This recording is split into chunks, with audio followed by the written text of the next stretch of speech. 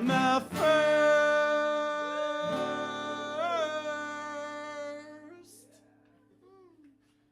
day of my vacation, they turned the lights out. I sat there in the dark and prayed for death. I wrote a song. I thought it was stupid, even though I know not all of them can be the best. I read with a flashlight for several hours, waiting for the electrician dude to come and fix the breaker for love to save me. But that was not the message that got through. No,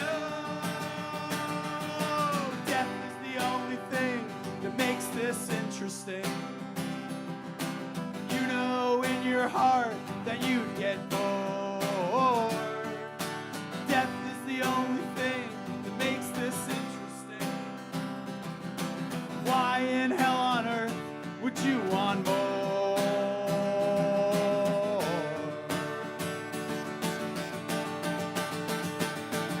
Well, after several hours of this, I became discouraged, but determined to make something of the day. I went to the open mic to get some rage out and play my song, but I got number 58. And I became acceptance. I sat there unmoving, watching all my friends get on the stage to sing their asses off, to try and reach me, but I didn't have my anthem till I heard Tim Warner say, death is the only thing that keeps this interesting. Why in hell on earth would you want more?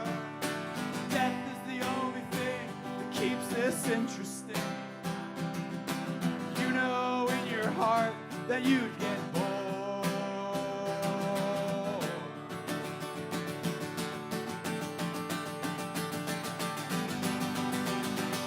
Dad!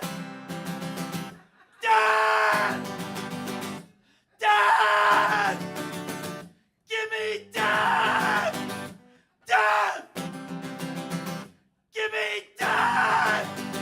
Give me Dad! Dad! Dad! Dad! Dad! Well, I took my piranha, antagonized it, and smeared its shit around where I knew you would see. I meditated, but kept getting distracted about how wonderful it was to be me. 'Cause I have found the way out. I have found the way out. I have come to shake hands and make fools of the fools.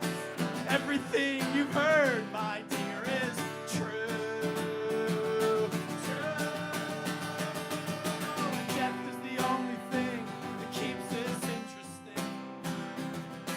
Why in hell on earth would you want more?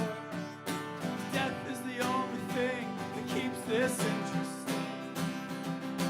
You know in your heart that you get bored.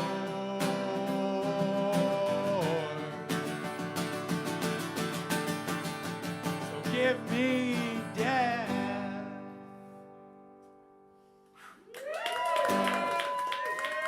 Thanks for sticking around and listening, everybody. That's what I say, man. Give it up. Give it up for Mr. Joe Yoga, everybody, with Gimme Death. From my days in New York, hanging out at under St. Mark's Theater. Yeah, that's where that song was written. So, I don't know. Good life to y'all, whatever else. Haven't done a live stream in a while. And I don't know. It's not for the lack of whatever, but I'll tell you, I don't even know how I want to say this. I'll just say that my birthday seemed to have, I don't know, helped me see some things. And it wasn't necessarily as my birthday. It was more of reactions to things and whatever else. I've been working on an act. I've been working on my sets, and quite frankly, I've just been out as much as I possibly can. If you look here, this is what's fun. Hold on, we got, let me see here. Look at this. Alex Bowden. How do I, oh, fuck. Oh, hold on, can I do this?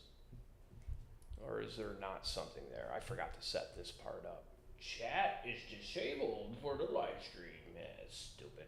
So let's go back to this. All right. I didn't double check shit per se, whatever, but Alex Bowden, you know, he's Alex Bowden Live is asking me, saying, welcome back, good sir. Appreciate it greatly. Here's my thing, right? So this is what I've been working on. Okay. Oh, we got some more people in the chat. I want to say, Analogia Artificial. Hey, Tim, how are you? I'm sorry I can't put your chat up in the top here. I apologize. I just I got back from this fucking, this mic, whatever else. Actually had some audience and so forth. And then I made myself, this is who I am now. Dig this. Got a nice little turkey sandwich here, right? And then I got me some milk with, I don't know what it is. It's not like protein, but it is. Whatever, I don't know, some powder, right? This is who I am now. Crazy. Yeah, so I just pressed record, so I'm sorry. Other people in the chat, this is amazing. This is amazing. Funny guy. I appreciate it so much. Oh, my God, look at this. W, Alex Bowden with a W. This is great. I'm going to do my best to pay attention to the chats. I'm terribly sorry that I can't put them on the screen. But anyway, let me do this quick. Yeah. So again, thank you guys for being here, by the way. Thank you so much. I just want to go over some things, whatever else, tell you what I think about situations, whatever, and then I'll bounce out of here. Anything you guys want to talk about, whatever, just put it in the chat. I'll be more than happy to answer. I'll be more than happy to whatever you need. I'm here. Life's a little different. It's fascinating. So first of all, if I remember this correctly, right? No, this is what I want. So here we go. Let me just move this puppy down. You're not going to let me do it, are you? Come on, man. For the love of God and all that's human. Oh, by the way, that's a little mantra that I put up. Where the hell did my Google go? Oh, come on, man. Sorry. It's just amazing how utterly retarded I am at this for whatever reason. Who's this here? We've got, hey, it's good old Dan T9V6F there. Yeah, good to see you back. Thanks, buddy.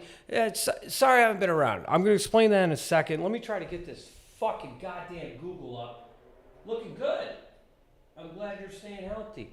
Yeah, don't tell anyone. So am I. Oh, here it is. Okay, so here we go, ladies and gentlemen. This is what I wanted to show you, but screen, would you please make it? All right, I'll do it manually, like the old days, like it's 1996 and we all have the internet. All right, so here's the fun thing, kids. All right, first of all, this is a lot of the stuff that I've been doing, right? So I got some bookings in October. We got, what's this in September? We'll be down in Buda, right? I'm doing this stupid Austin Funniest contest thing, whatever else. We'll see what happens. I don't know. You know what's interesting about this? I'm kind of Mr. Irrelevant when it comes to the preliminary round, like the first round. I am the last performer on the last day. And let me tell you, that makes me think the odds are completely against me.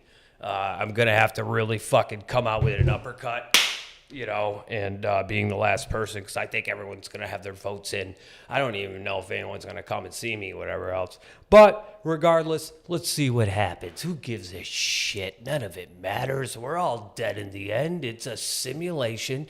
It's only all in here that creates the exterior. I don't need this for validation, but god damn it, it would be nice. What do we got here? Brick House, man. This is dope, dude. I'm doing a lot of work with DJ. This is DJ Vasquez. This kid, one, he works. He's funny. He's doing shit. The respect I have for this guy, what he has on his plate. And I don't know, man. He's doing a lot for me and so forth. And I think we're going to be doing a number of shows together, and we've already done a couple, and they're actually it's good. It's really good. So that's on the 13th of June. We got a lot of shit coming up here. Oh, that's July. Why did I do that? Oh, I gotta fix that. But in July, I am in the green room. I don't know why I put it there. What else? Yeah, as you can see, Clifton, dude, I'm going to be in Houston. This is like a suburb of Houston, whatever, fucking Pasadena, California, Texas. And then, hold on, I know there's some things in the chat. Give me a second. San Antonio. All right, I'm going to be at Upstage. That's pretty dope. And then tomorrow night, I'm going to be at Eastville Comedy Club for the first time. So I think that's pretty dope. Whatever else. Let me get rid of this stuff so I can see the chat. Wow, dude, I can't believe there's fucking... Wow, dude, look at this. First of all, thank you for being here. I didn't do this... I didn't think anyone would be up or whatever. So I just thought I was going to talk it to the void and, whatever. And just, right? But this is dope. Thank you all so much. Who do we have here? Hashimoto. I love you, Tim. Hey, it's very kind. I love you too. And you know what's interesting? Recently, I've been saying that more. And I kind of noticed, especially in the dark parts of recovery, sobriety, that that was a phrase that I didn't say a lot. I love you too. And I just noticed, without forcing things, people have been saying it. So I love you too, Tashimoto. I appreciate that. Best position. Change up, please. Slips at the end.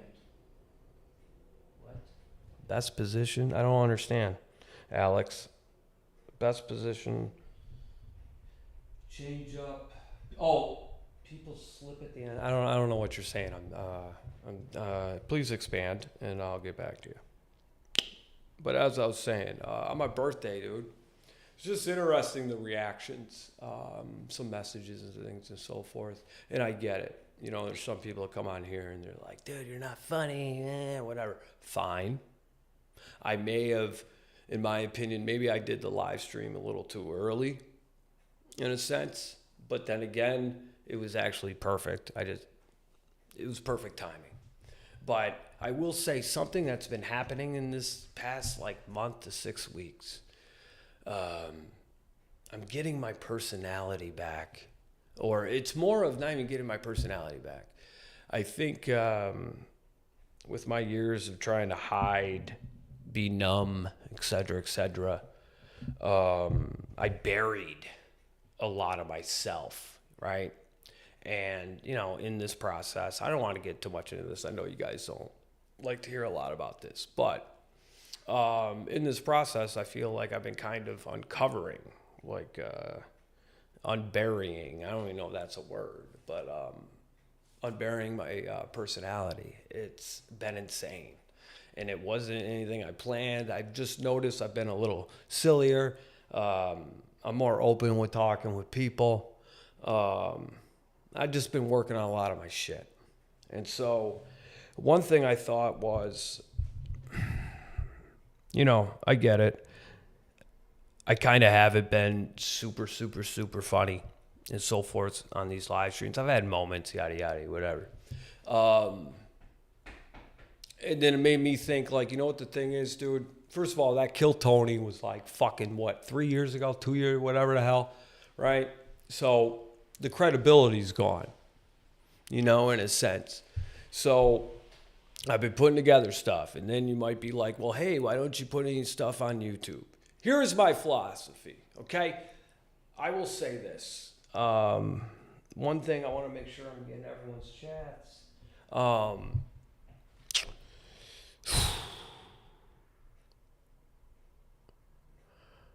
I think in my recovery, I've been trying, in certain elements, I've been super optimistic, okay? Or trying to be super optimistic, maybe somewhat affirmating my mind, affirmationing, that's even a word, my mind.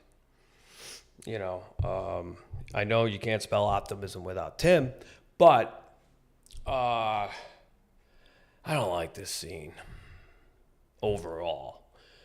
There's individuals and things that are, but overall, it's, I'm just cut from a different cloth than whatever else. So I think I've had kind of a shitty attitude, maybe, about going about things. And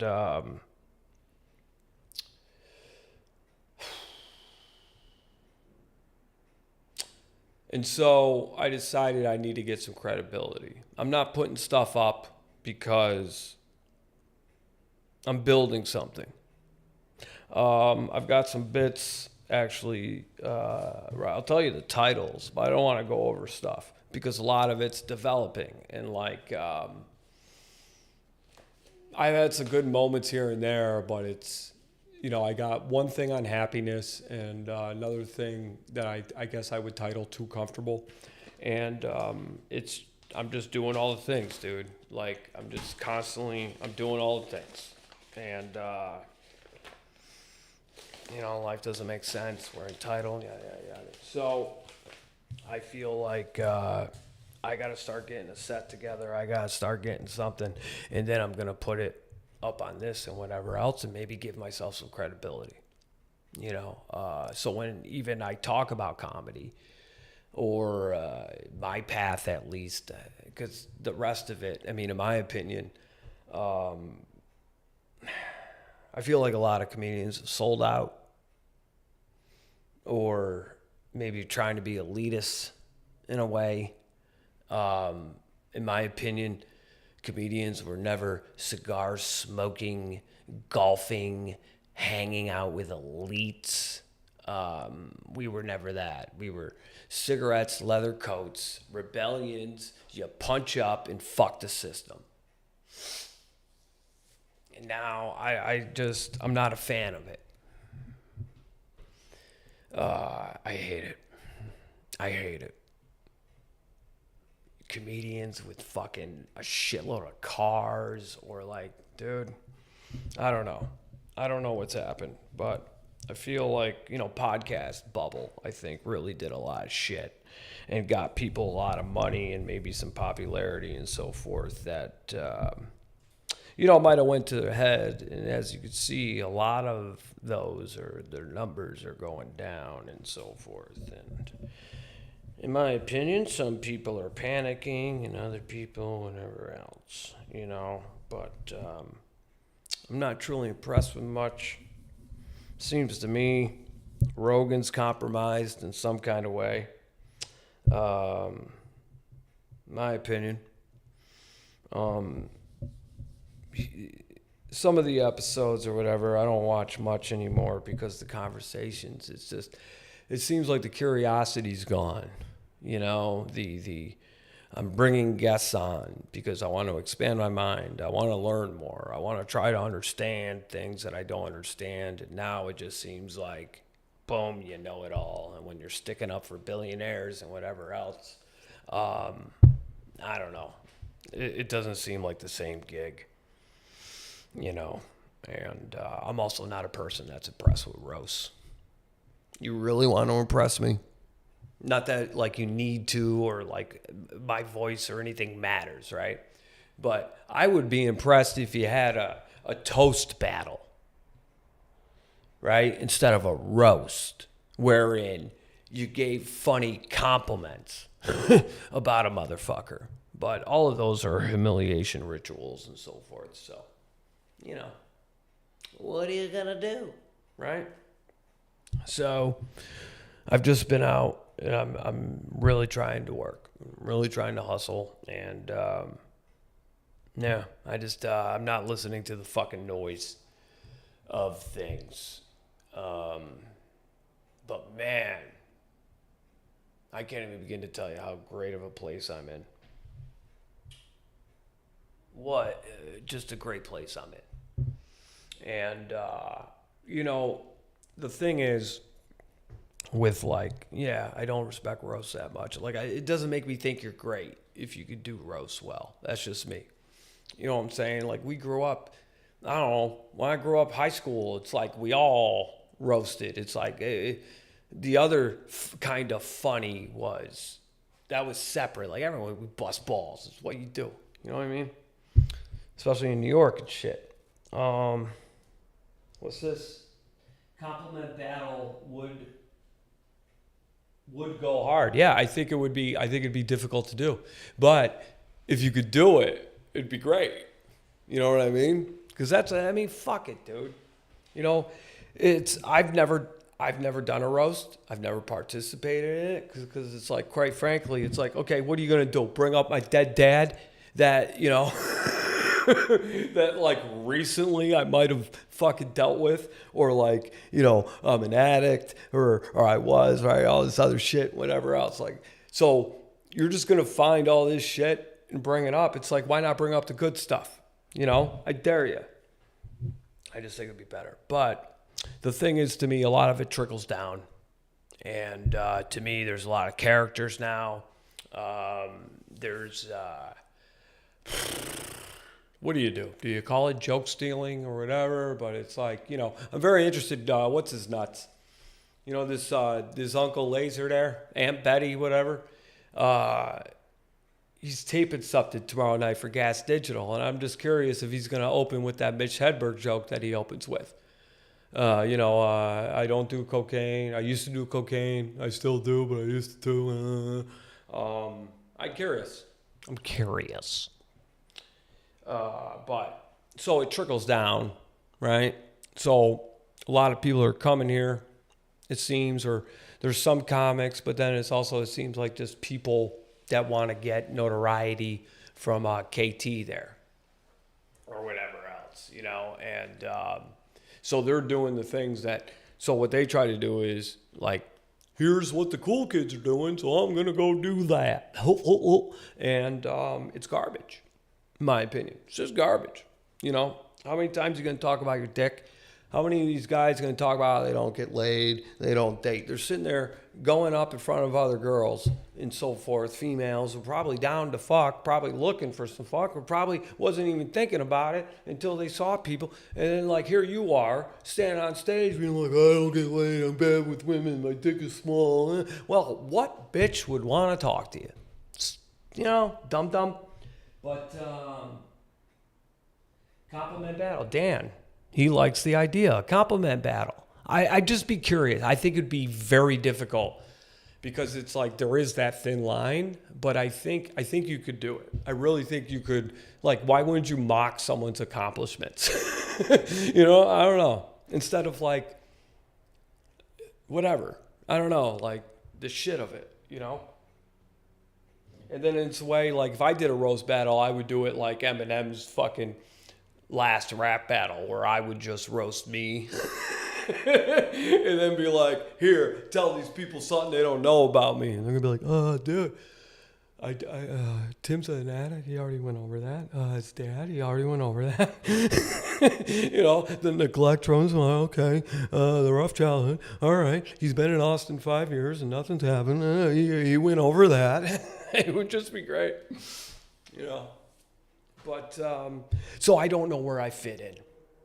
And I will say I've been a bitch definitely the last maybe year, 6 months, where I go out and it's just, I let the noise overwhelm me and so forth. So, whatever's been happening to me, with, rediscovering who I am,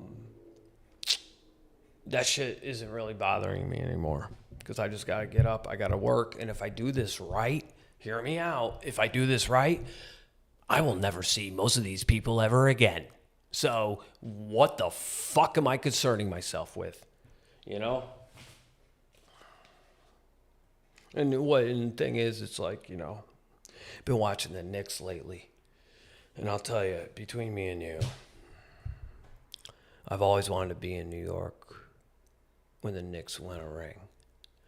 The energy's different for the Knicks. Like Yankees, Mets, Rangers, Islanders, Giants, Jets. Maybe the Jets, maybe if they were a real good team. But Knick energy, forget about it. Oh, forget about it. And it's like, well, why don't you go back to New York? And I don't have the money now. There's no way. With Epstein's son as mayor, one of Epstein's sons as mayor, there's no way. So I think I'll ride out that time. Who do we got saying, yo? Lovely neighbor 007. Yo, what's up? Sorry I can't put the thing on the screen. I just started pressing record and whatever, so I didn't really organize well. So I apologize for that. Next time I come up, I'm going to have some bells and whistles. I'm going to be adding audio little things to my, I'm going to get to this Stream Deck. And I'm going to start having fun. I really want to hit a button and just have Tony Hinchcliffe go, amazing, and just press that. I have some other things too that I have in mind, but I really want just amazing. Yeah. So other than that, dude, I'm really working on trying to get, in a sense, building a new 20. A lot of the old stuff just isn't who I am now. I've tried to do some of that material and so forth, and it gets some good, it gets some laughs, but I don't feel it here. I don't, how do I say this? I don't want to say when I was at my peak, but I'd say when I was on a good roll, like in New York, a lot of comics would even mention, like the audience, you see a lean in. At some point in my set, you'll see the audience lean in. And it's starting to happen again. It's fucking great. It's great. I'm having fun with the process again. And it just is what it is. So hopefully I get some stuff together. As you can see again, I'll bring this up. I'll move this over slightly. But again, for some of the new people that came in here, and by the way, if you are a new person, leave an emoticon or emoji or whatever. That'd be dope just to let me know you're here. So let's go to the laptop button. And again, this is dope, dude. October 11th. I'm hosting this one actually for George Perez, which is pretty dope. Again, Buda, we got the funniest contest here. I fucked up, but there's, what am I doing? Oh, wrong one. As you can see, July 31st, green room. This is in either Graham, Texas, Clifton. This is, again, Houston, Pasadena. This is San Antonio. And tomorrow night, I'm at East Austin Comedy Club for the first time. So, trying to get this shit together, dude. And give some credibility. Because right now, people come in, you've never been funny. You shouldn't be talking shit about those people, whatever else. It's like, okay. What am I going to do? I'm not going to cry about it. I don't care if people don't like me. I don't care if you troll me. Doesn't matter. It doesn't. So, anywho, things are great, and, it's just a matter of time of things, I guess. But, I don't know. This is what I've been waiting for. A lot of things feel like Tetris right now, but it's going to take probably maybe 3 months till it's actually in the exterior world. But until then, what are you going to do? You know what I mean? It's going to take 3 months. You know, it's like working out. You know, you don't do it once and then you're just like, whoa, you know, you got to be consistent with it and so forth. So that's what I'm working on. And I love what I'm working on right now. And it's very interesting here.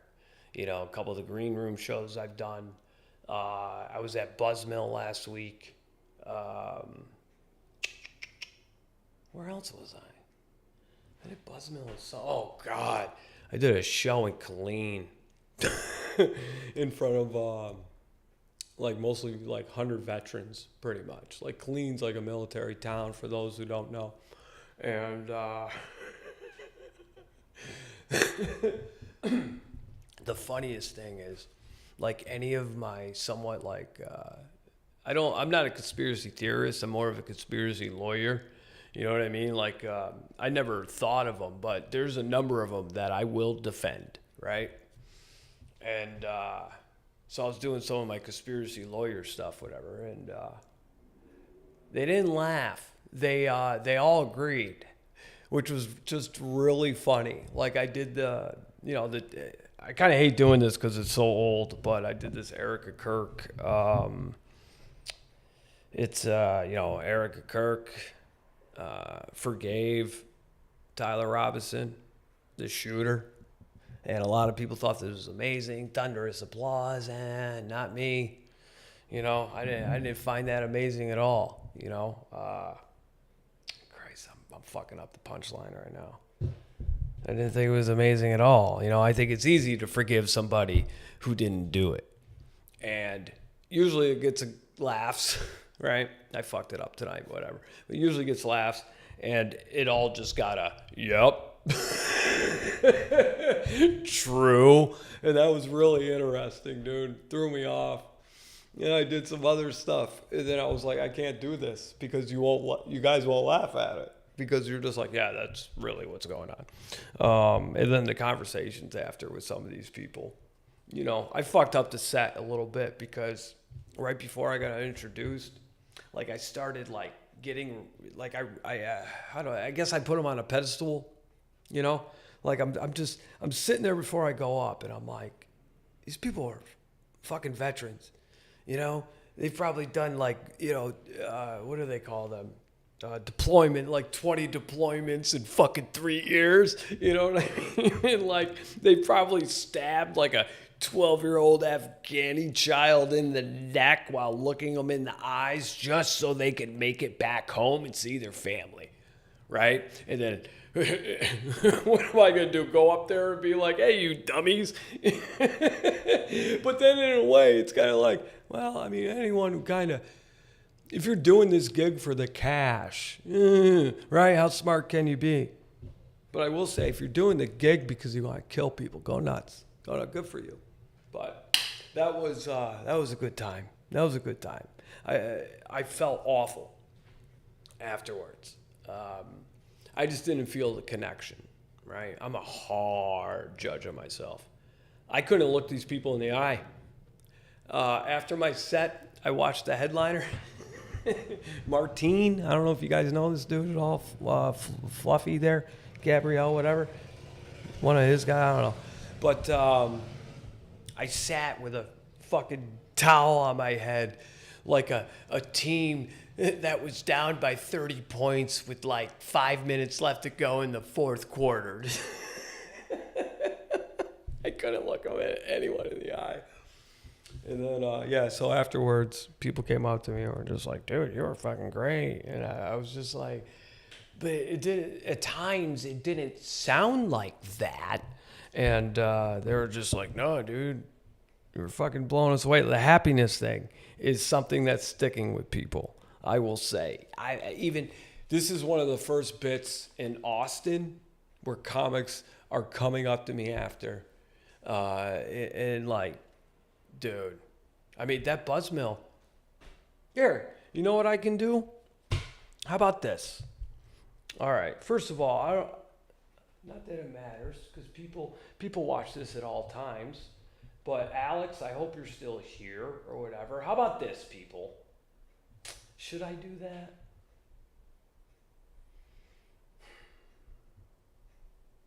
All right, this is what I'm deciding right now. I wonder if I played the audience, like, not the audience, if I played the audio from that Buzzmill set. See what you guys think. I don't know if I should do that. Let's see. We got Alex saying I am, so Alex is here. Okay. Maybe you're the only, maybe. What do you think I should do, Alex? You think I should play the audio? What do you think? You tell me, buddy. I'll wait. I'll be patient, you know? So how do you guys feel about, while I wait for Alex's reply, how do you guys feel about the aliens telling us that there's aliens so we never think that they're aliens, huh? How do you feel about that? We went from 0 to 4 species? Go fuck yourself. All right, so that was my thing. All right, Alex says to do it. Should I send it or should I play it from the phone? Amazing. See, I can't wait to have that little button. Who's this? Alex Logan. Literally do it if you feel it. It's like stand up. Hold on, buddy. I know I should switch the fucking camera, but I'm not gonna. Here we go. Literally, do it. Do it if you feel it. It's like stand up. They say, oh, I shouldn't say this, and everyone says say it. Fair enough, pal. Fair enough. Let's see how it sounds from my phone. How about that? Again, okay, can I preface this? I'm not like making excuses or anything. It's nothing like that. Because, you know, sometimes that's an element that I don't think it's captured in videos sometimes, is like the energy. So I'm not going to, this crowd wasn't bad. They weren't bad. They were a good crowd, but they watched the show as if they were at home. Like, does that make sense? Like there was one couple in the back, and they were like leaning up against this thing, whatever, and they had their feet up on seats, and it was a couple. It was like, dude, you guys are on your couch watching Netflix, like, but so there was 2 hosts. They went up. The crowd didn't really give much. I sat in the back, so I couldn't tell what they were doing. With the crowd, it was kind of like, and you go, okay. First comic goes up. I think there was like one thing that kind of hit, and then the rest of it was whatever. And then another kid went up after me, and kind of the same deal. And so they asked me to go up. And also, I was asked to do a guest spot. Like, I showed up to the show, and they're like, dude, you want to get up? And I was like, yeah, sure. They're like, we'll give you 6 minutes. And then there was a comic who didn't end up showing up, right? So they're like, right before I went up, like almost as they're saying my name, the other host goes, dude, you got to do 10. You got to do 10. I ended up doing about 15, okay? So I'm going to play it through the phone into the mic. No, I shouldn't do that. I have the technology. Let me do this quick. Thank you for bearing with me, people. Again, really good to see y'all, dude. It's really dope that a bunch of you jumped in the chat like that. That's awesome. It's awesome. All right, let me go to my MacBook.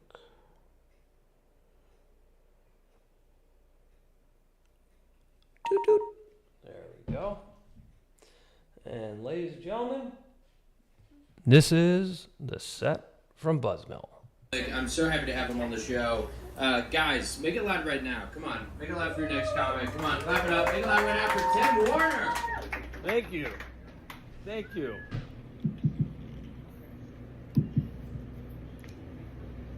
How's everything going? All right. I think I know why this doesn't feel like a comedy show. We need a stool. You need a stool. All these people right now is like, what is this? Just a short one-man show thing of sadness? White male tragedy in Austin, ladies and gentlemen. That's the show this evening.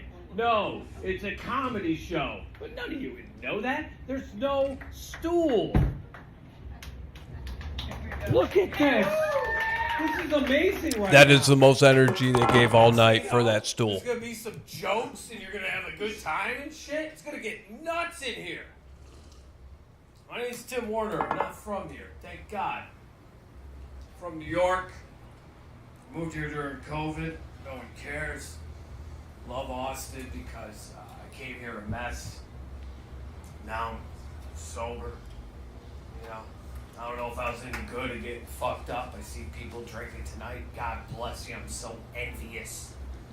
I don't know if I was good at drinking, you know. A lot of people go out drinking. They do Irish goodbyes. Heard of these? Not me. When I went out drinking, I would do Polish goodbyes. And that's where you tell everybody to fuck off.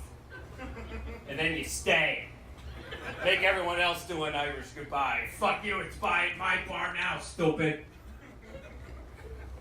So, I'm not going to talk about it too much. It's been 3.5 years. I'm not one of those annoying people. The first year, you know, you just sit there, fucking Instagram every month, a new little chip. Like I made some accomplishment that a 12-year-old does on a daily basis. Why is my brain ahead of my mouth? Sorry. Anyway. Please be patient. Student driver. Have you seen these bumper stickers? Of course you have, right? No? Okay. I'm going to pretend you did. Excuse me, sir. Have you been driving around lately? I just want to say this, sir, is just an empty chair because they didn't respond to me. You can't tell that in the audio, but right now, and for the rest of the show, whenever I'm talking to an empty chair. Yeah, I know. It's tough to traffic here. I mean, the construction. I hear it. So you're not really driving. It's more like, do you sit in your car and listen to music? Yeah, I get you, buddy. I get you. Hey, I'm the one with the mic, okay? I mean, Jesus Christ. Got a heckler here. Hey, buddy, let me do this show. I'll get you a drink after. Okay? Jesus Christ on a stick. But yeah, have you seen these Please Be Patient Student Driver bumper stickers? Have you seen these? Yeah, they're all over the place. Every single person has one. And they shouldn't. They're liars. They're not student drivers.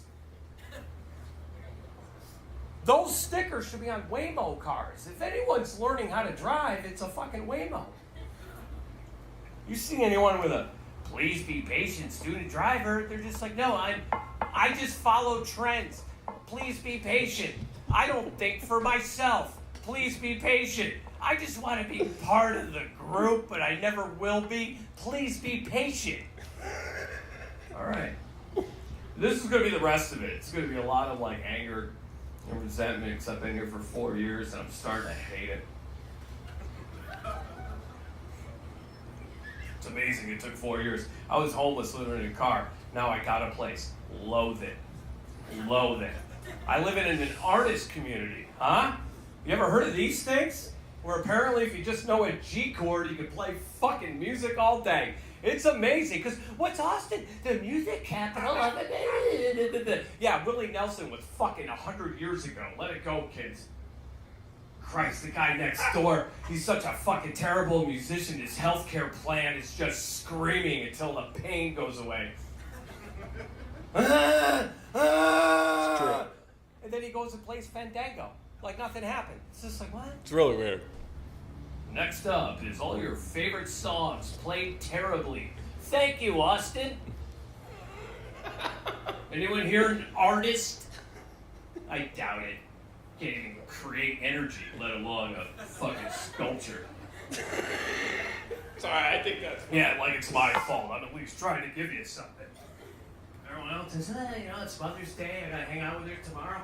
She's kind of cunty. Okay? Haven't been married, and now I'm gonna hear this shit all the time. When am I gonna see a baby? When am I gonna see a baby? Aren't I good enough? It's fucking Mother's Day. We're in a restaurant. Why does there have to be another thing? Do you understand that? Times are tough. Gas prices. Sir, please let me finish. I'm gonna have fun regardless, so. Anyway. Are you guys, all right, maybe, all right. Blink with your right eye. No, give me 2 blinks for yes. one blink for no.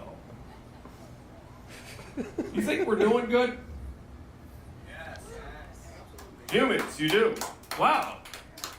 Wow. You feel very strongly about that. You think things are good. So, okay. I hear you. It is good times. You know? God bless the mothers, anyone who's got kids out there. You gotta love them. You gotta love your kids. I love my kids so much that I haven't had them. Why would you bring them into this? You know? Hey, what do you want to be when you grow up? Nah, AI's gonna do that. Pick something else. What is it? Pick something else. I don't know. That's good. I'm glad you guys think things are good. I don't. I think everyone's perturbed at a thing for 2 weeks until there's another thing for 2 weeks, until there's another thing for 2 weeks. There's just like this angry forecast of weather that just goes around the country. Whatever, 2 weeks, people are perturbed and we forget all about it. It's fucking insane. It's insane. No one cares.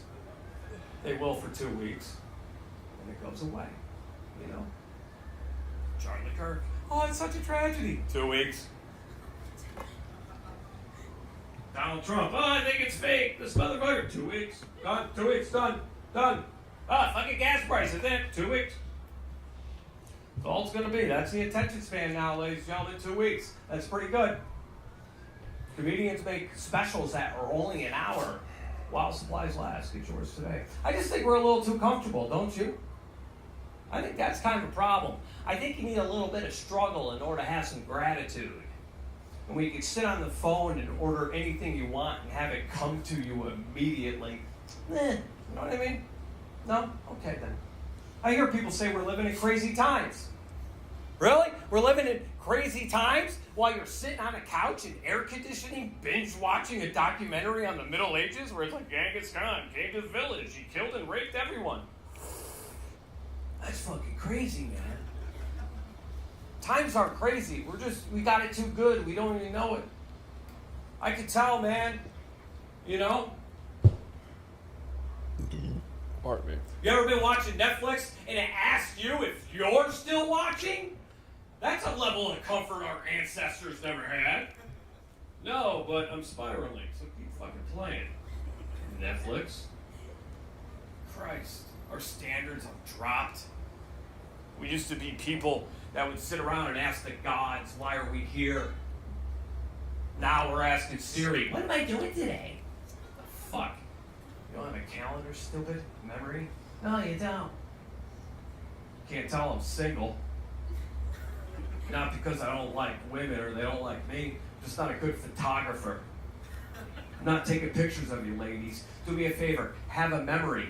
And then use adjectives later to describe it. It's a better fucking system. Oh, thank God. They gave me a light. Usually what happens when you get a light, you got like a minute left, 2 minutes left. You got to wrap it up. I'll tell you, in this industry, usually comedians don't want to do that. They just want to keep going because the audience is so great. I'm going to tell you right now, I can't wait to get the fuck out of here. I'm going to do my contractual time of this fucking Americano, and I'm going to sit in the back and watch all my friends do horrible up here too. Now I'm going to enjoy it. Unlike you. No, I don't know what you guys do. You're fine. Everyone's really complained about you. You're fine. You know, it's nothing. I don't blame. What are you going to get excited about? Hey, give it up for May 9th. Like, come on, right? Hey, guys, where's the energy? It doesn't matter. I gave it earlier when I drove in the rain and no one knew how to do it, as if it never rains in fucking Texas ever. Like, pours for 5 minutes and then just doesn't. That never happens here. Why be prepared for it? Men, stop wearing sandals. There's too many mustaches, too. That's another thing. Like it's a fucking goddamn porno where everyone jerks off. That's what this whole town is. Shave. Quit hiding. You're all a creep. Every single one of you are fucking creeps and you know it. Show your face, pussies. Be a man. You remember what that was like? No, because none of you were born before 9/11. Oh, never forget. What if they can't remember? Doesn't matter. Propaganda regardless. All right. So you guys into 5G or hard? Gotta do my contractual time, folks. Here, I'll leave on this. Because I think you guys will get this. I don't believe in happiness. You guys believe in that? Or you vote too? Do you write letters to Santa every Christmas? Hey, can you fucking make this? Happiness doesn't exist. It's the biggest scam that's ever been put on the American people. I can prove it. Every time I've gone to a happy ending, I've left depressed. Never once have I been like, you know what, I should call my parents, let them know the things I'm doing in life. Hey, what's up, guys? No, don't dig this. Afterward, she jerked me off. No, Dad. You would love it the most. Come on. They sell you a bullshit thing. They sell it to you when you're young. Here, come and have a Happy Meal. Oh, what's that? Poison with a toy. Oh, wow. Would any adult go to McDonald's? No. But you dummies with kids, huh? Spawning off for no reason. Good job, losers. Enjoy your heart attacks, you twats. Did you like the big arch? Don't worry, Ben. They're a great crowd. You're going to love them. Happy hour. That's fucking misery with a wristband. Never an hour. You ever see the movie Happiness? Holy Jesus, don't you want to kill yourself after? What's it say in the Declaration of Independence? We have the right to life, liberty, and the pursuit of happiness. Chase it all you want, stupids. Doesn't fucking exist. So, yeah, that third marriage, great idea. Yeah, that's good answer. Yeah. No, get another car. Go ahead, take out a loan. Yeah. No, go on that vacation you can't afford. Yeah. Go ahead and find that happiness. You ever see people that are happy? Never trust them. You can't. Those people are happy all the time. Well, how you doing today? Good. Just good? Just good? You're not great? No, it's fucking Saturday. I'm at Buzzmill watching some guy yell at me.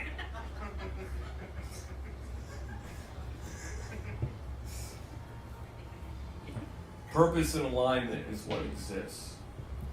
When you do that, your brain gives off the dopamine. And they told you it's happiness. If there was happiness, we go to war for it. Wait a minute, country there, they're trying to ruin our happiness. They have WMDs, weapons of mass depression. We must stop them. No one should be depressed in the world. Okay. So, keep trying to be happy, everyone. I dare you, morons. It's a losing battle. You're never going to win. I'm like a who. I'm dancing around the Christmas tree with no gifts. Look at her sandals. She can't just wear flip-flops, dude. They got the little ankle bracelets around. We're all doomed. We're all fucking doomed. It's just not good enough. And she probably doesn't even like them. Well, you know, they're kind of like, the price or the thing. Oh, it's not good enough.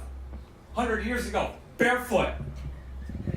We used to take dead children, put them underneath our feet, and walk on them so it would protect our heels.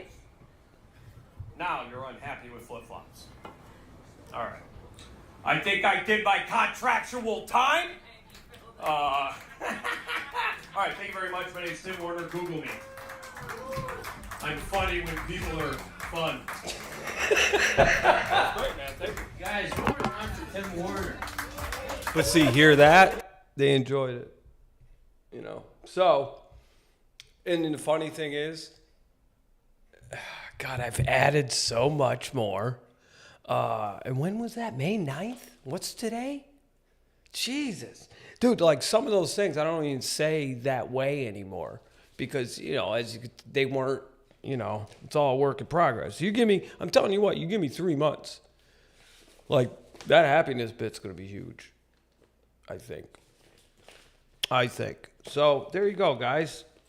You know, people, for everyone who tuned into the live stream, there you go. Maybe that ruined my credibility. Who knows? But there we go. You know, so that's the work I'm working on in a way.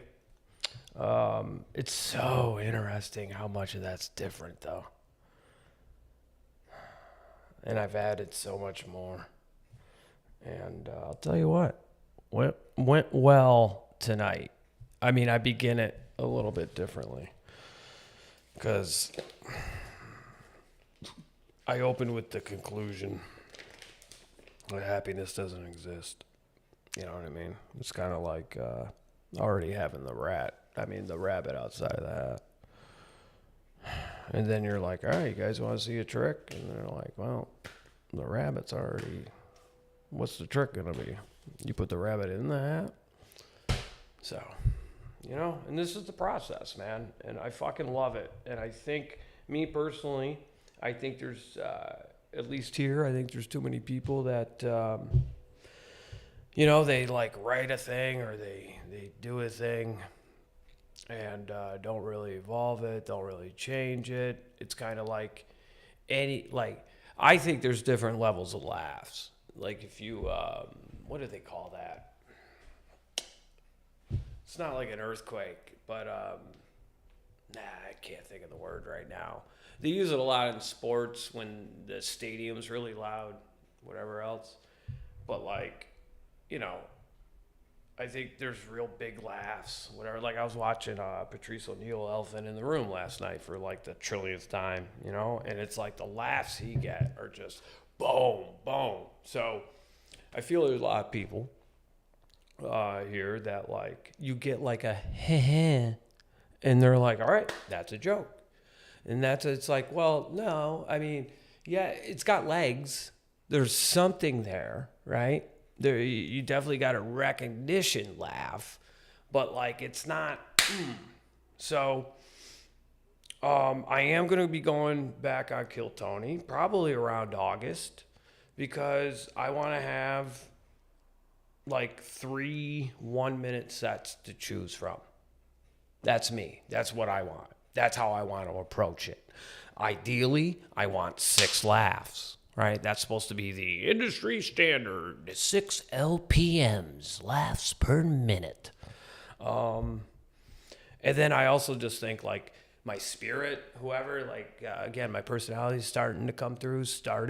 I think by then it'll be even more. And the interview portion, I think, will be really good. And even if like the set, quote unquote, doesn't go well or whatever, I think the interview part would still be good. You know, the odds are against me a little bit. I don't think, I don't think Tony thinks highly of me, but I don't give a shit. I don't know. You know, feelings probably mutual. Let's see here. I gotta look at this quick. Oh wow, there are. Wow. This is incredible. Sorry. I think this is the most people that have ever like. Wow. This is insane. Wow. Anywho, wow. Thank you all so much. Of course. I don't know, maybe they all left during my set, but dude, you walked the chat room. Yeah. Anyway. All right. Well, I will kind of admit, oh, here we go. Feedback. Here we go. Nah, I listened. All right. So was that embarrassing, Alex? Should I not have done that? Should I not have shown the unfinished product, sir? What's just great about this right now? I'm telling you, I don't care. 3 months from now. You give me 3, right? August. That happiness thing's going to be so much better. It's going to be so much better. But, I don't know. Anywho. So, basically, that's everything I've been up to, everything I've been doing, you know. other than that, I don't really know what else to say here. Alex says always be playing the unfinished on a stream. Hold on. I gotta move this over. On a stream, the people who miss it. Certainly.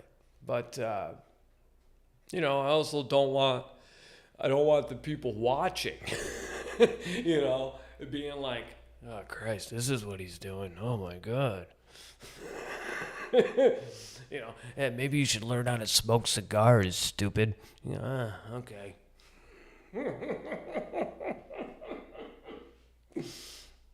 Yeah, whatever, man.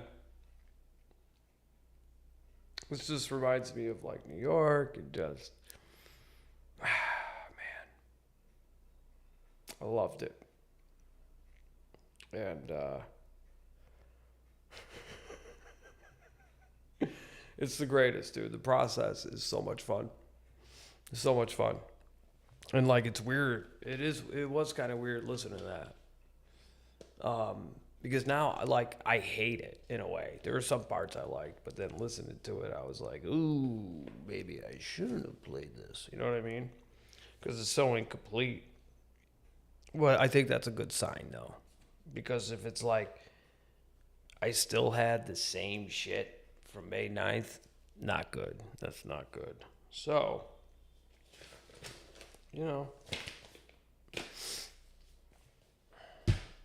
other than that, I don't know what else to tell you. Guys, don't worry about everything. It's going to be fine.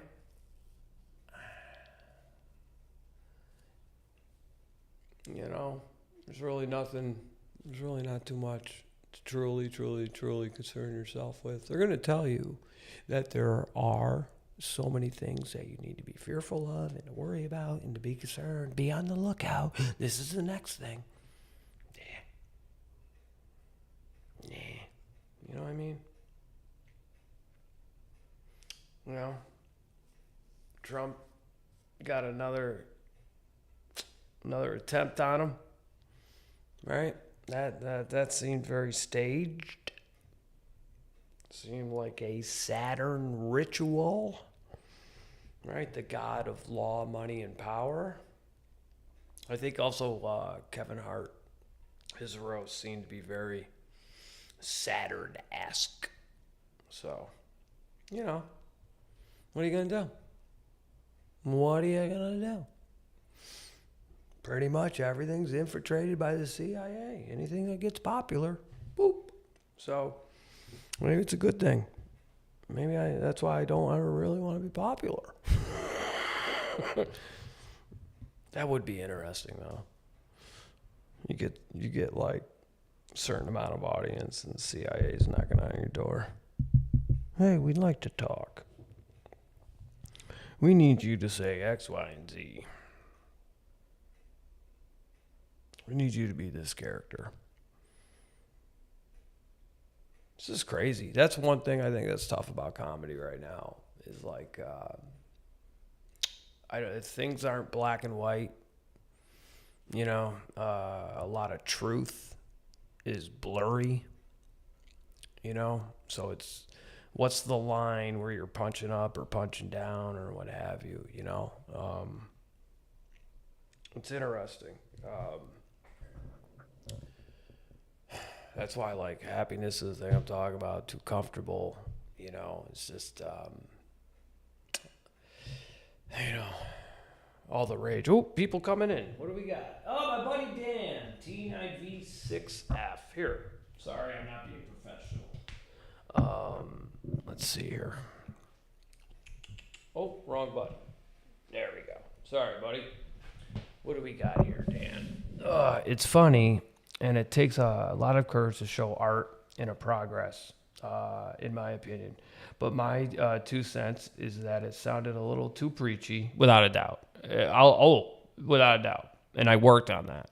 Letting the real Tim come through is definitely the key. Yep, in my humble opinion. Not that I have any fucking idea what I'm talking about, though. None of us do. Okay, buddy? So, no, I think you're 100% right on that. And that is an adjustment I made. Oops, let's go back to this quick. That's an adjustment I made. How do I say this? You're 1,000,000,000% right. And when I do my best is when your audience, you're discovering my thought pattern with me. So the curiosity, the questioning, right? I need more personal references as well. I just wanted to yell at them at the end, to be honest with you, because I knew I had them. And then, I don't know, that last part was really fun. But you're 1,000,000,000% right. But I've really adjusted a lot of it because that was something I did notice.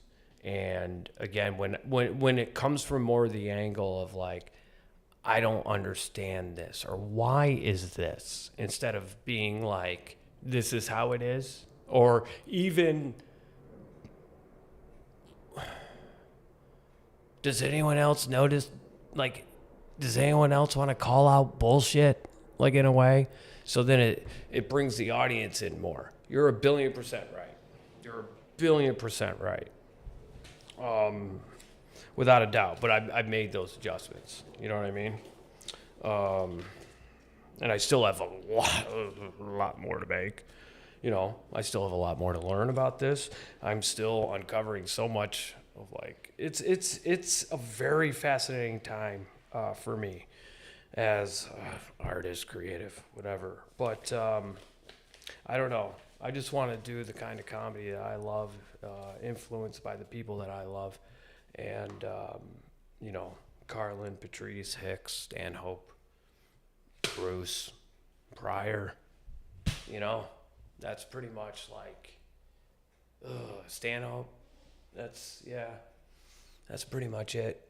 Where I'm just like, those are, you know, CK's pretty good too. I think he's funny. I think he's really funny and structured well and yada, yada. But yeah, Dan, you're 1,000,000,000% right.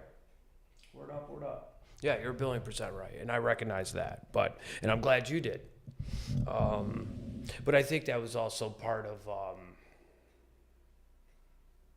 I don't know, like the resentment, whatever, with recovery. But I'm learning it. Not learning it, but it's like I could play another set now, if you'd like. It's probably a set you guys haven't seen from like 15 years ago. It's from the Asheville Comedy Festival in North Carolina. And it was actually, I performed in front of like, I think that was like 900,000 people. And here, Dan, I'm going to do this. I'm going to play this. Because I want you, because you'll hear what you're talking about. Like, I've got a message and everything in it all, but it is more of the audience is going on this discovery with me. So let's play some comedy right now. Like, I don't know if you guys are interested. You want to nerd it up a little bit, right? If you're interested, I'm a dork about this shit. But let's take a look here. Give me a moment. In the meantime, if there's anything you want to say or ask, yeah, let's do it. Cool, man. Cool. Oops. Yeah, let me make that smaller. Just give me a moment here, and I think I should be able to put it on the screen. So, oops. Sorry, guys. And when I say guys, I just mean people. I'm not. See, that's what I mean about the blurred truth, you know? It's like it's all blurry now. All right. Nope. Let's go back to this.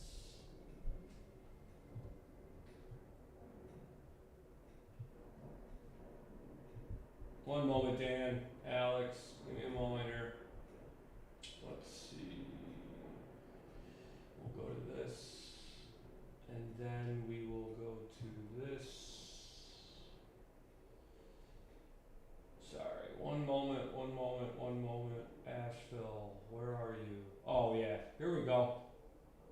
Okay, so let me try to get this on the screen, because I think that would be dope. That's the laptop I want. Nope. No. Fuck, man. There we go. All right. So, again, this is like 2012, I want to say. But again, you'll see the discovery part in like, I'm saying a bunch of shit, but it's not it's not preachy in a way. So here we go, Dan. This is for you. Let's roll the tape.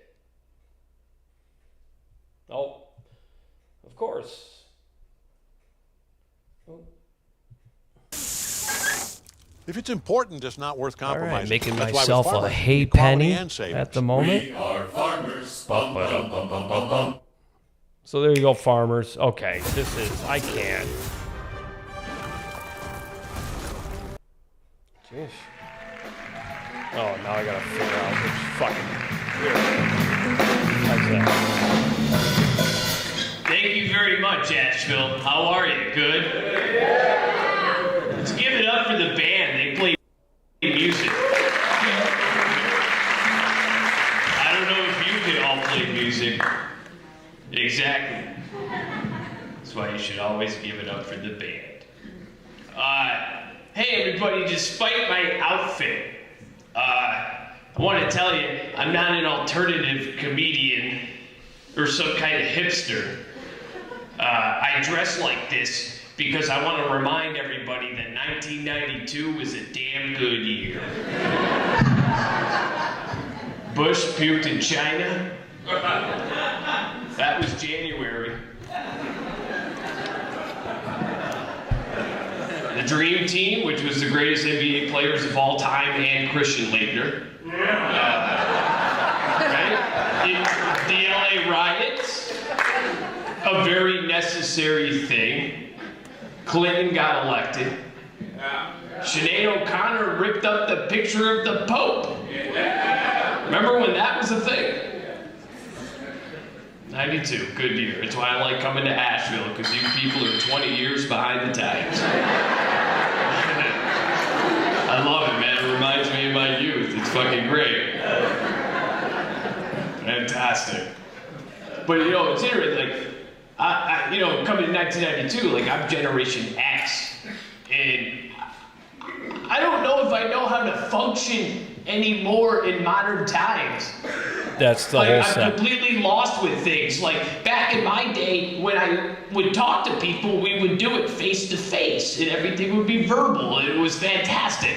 But nowadays, everyone's texting, you're writing some kind of message, a Facebook message. One of the most annoying ways to communicate with a human being. Oh, God, it's awful. Like, I don't know about you guys, but every time I get a Facebook message, you know, I go to reply to that message, and I notice that one of my friends just got married in Vegas, so I click on his profile to leave a comment, but then I kind of wonder if his wife's hot. So I click on her profile, and there's a bunch of pictures from a bachelorette party, and I'm kind of sad thinking about jerking off, so I start going through the pictures. One of the girls, she's always showing cleavage, and she's tagged, so I click on her profile.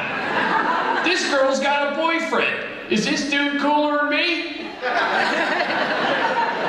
There's only one way to find out, so I click on his profile, and then this guy's going to an event that's cooler than anything I've ever done in my life, so I click on that event, and it's for his band. His band, yeah, they look kind of cool, so now I click on their fan page. And now I want to hear the band, but the only way to hear the band is to go to MySpace, and who the fuck goes to MySpace? Jesus Christmas, this is 2012. This band sucks. And I go to leave that on their fan page, but then I notice that someone beat me to the punch, and I like that, so then I click on his profile. Right? And I notice that we have Fight Club in common, and 6 mutual friends, and 15 years is gone in my life, and I don't know where my youth went.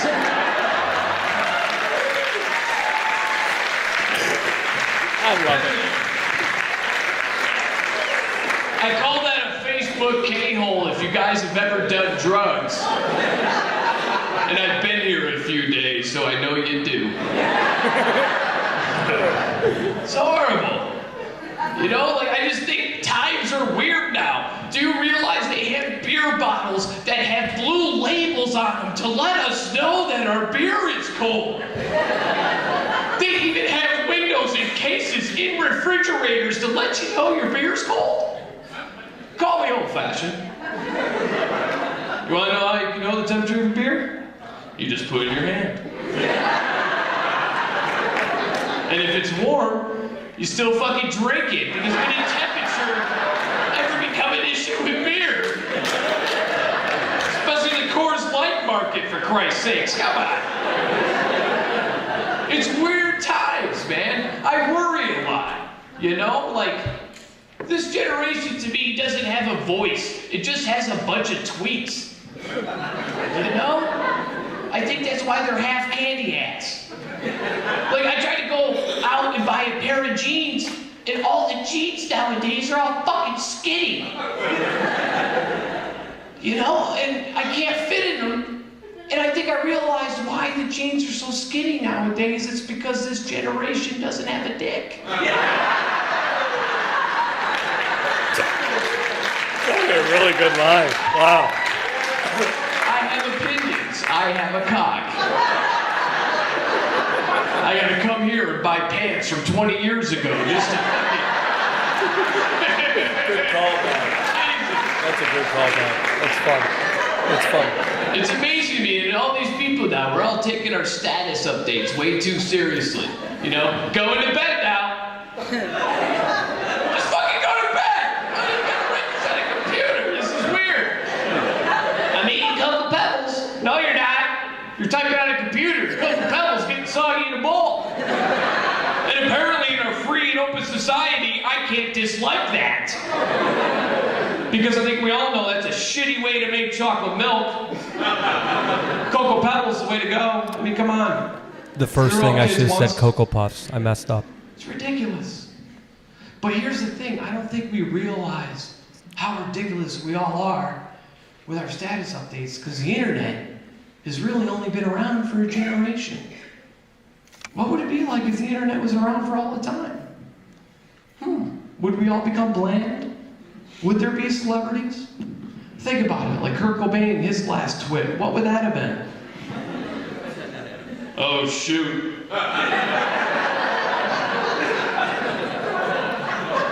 Courtney's got a gun.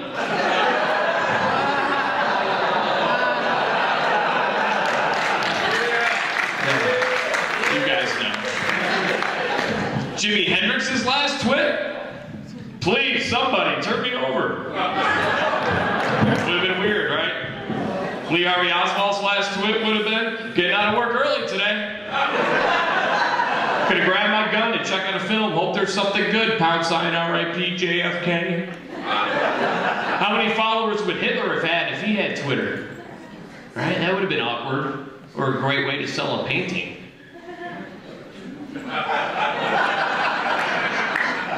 Anne Frank's diary would have been a short blog. I think Nazis would have heard the typing. That's just me. I think William Shakespeare's event invites would have gotten annoying after a while. It's like, okay, dude, we get it. You write a bunch of plays. Then all of us would have clicked maybe and not gone. Fuck you, Billy. You think Vincent Van Gogh would have cut off his ear if he knew about Match.com? No. You think Aristotle would have Googled himself just to see if he existed? That's my favorite. You know, I think Jesus would have caught on to the crucifixion after a while. You know, James the Lesser at Judas. I hope this isn't Jesus of Nazareth's last supper, # traitor. You know? Imagine Moses coming down the mountain with 2 stone Kindles in his hand. Right here, you know what I got? Right here, I got the 10 Commandments given to me by God. By God, how'd you get them? Oh, I just downloaded his podcast, The Good Word. It's on his blog, The Bible. You ought to check it out sometime. Good read. All I'm trying to say is when you see the next person in your life, hug them. We need to connect more. My name's Tim Warner, y'all. Thank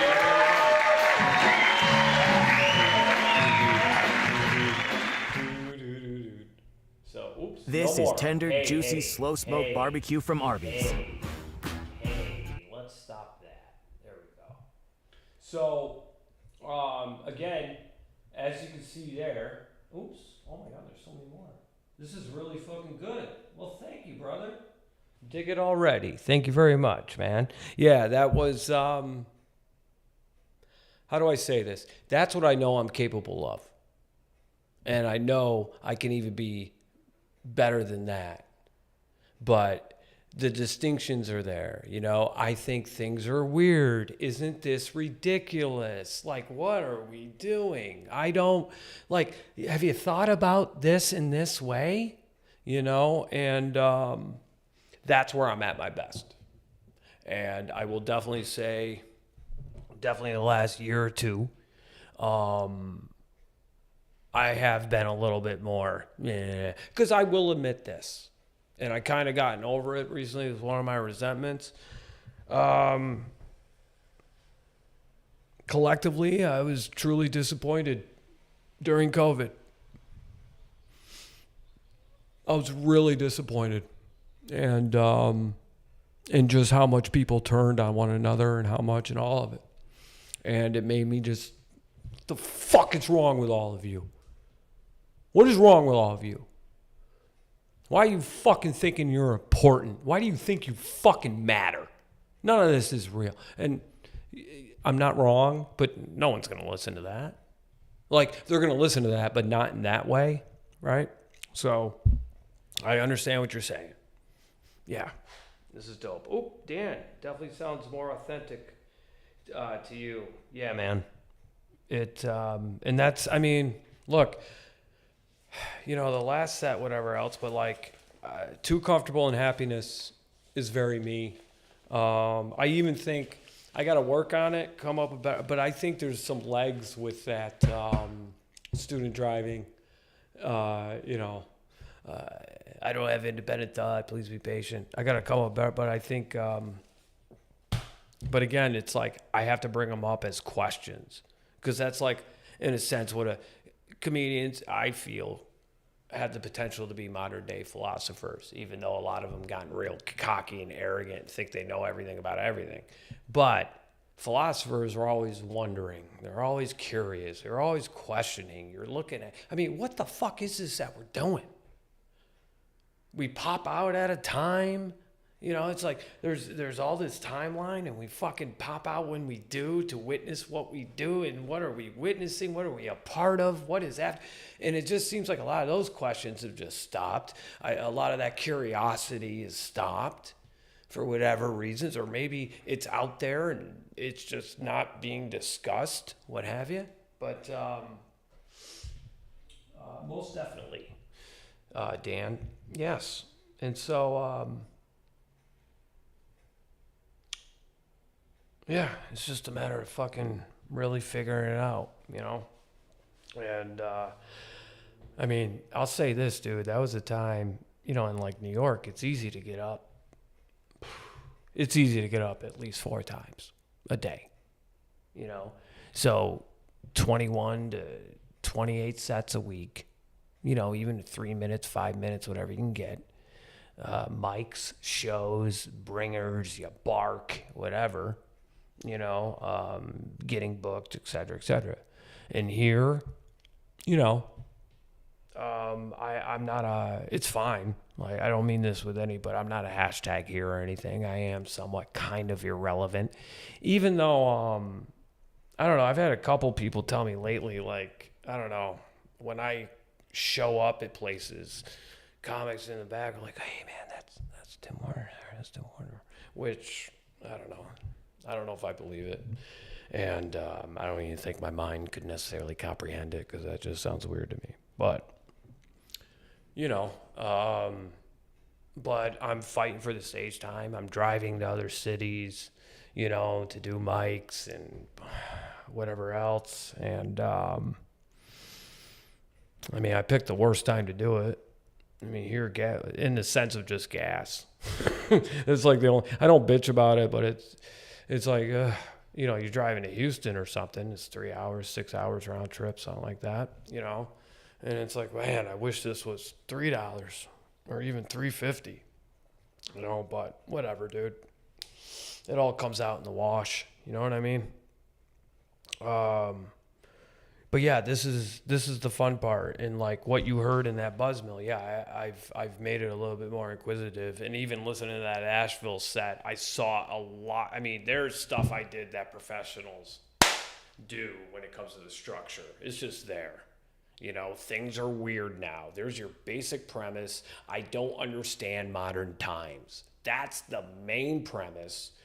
And then it trickled down into everything afterwards, you know, and that's what I'm trying to figure out now.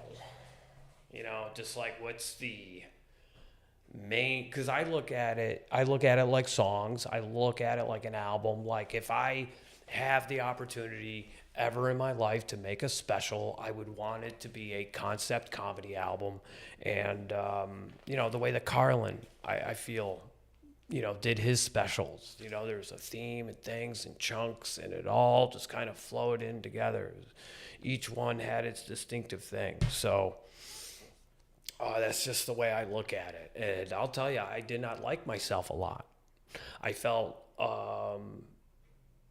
not like an odd man out, but I felt like a failure because of how I view comedy and how I want to perform it here in Austin, because there's not a lot of people, like, there's not even a lot of conversations that are fucking deep here. There's a lot of shallow water.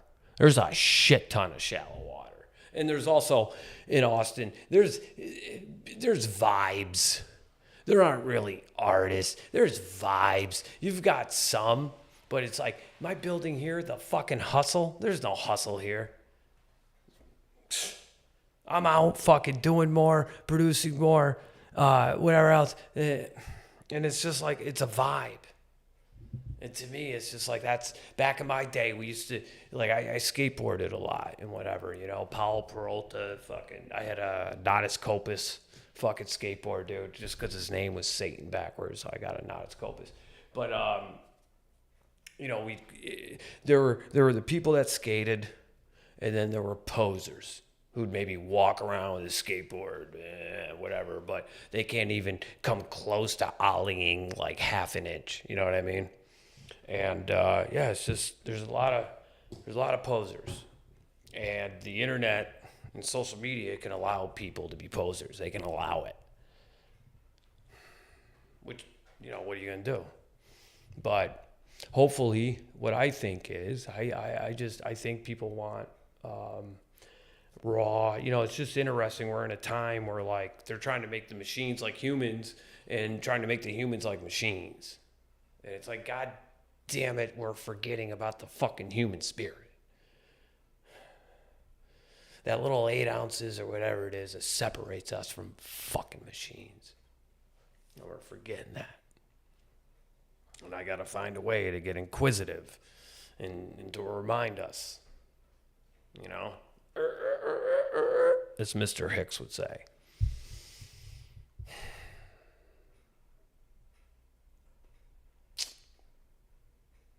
But you're 1,000,000,000% right, Dan. And this is the funnest part for me.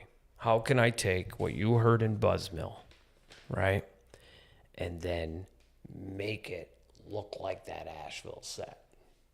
That's why I think like 3 months. Hopefully, probably less. But you know, and this is the fun part. I think this is the fun part. Like, even when I had that discovery, in a sense, like that you just mentioned, so much fun. You know, it's like you get a new clue in a case. There's new footage of the Zapruder film where Oswald's hanging out outside of the school book depository, which then would nullify the whole, you know?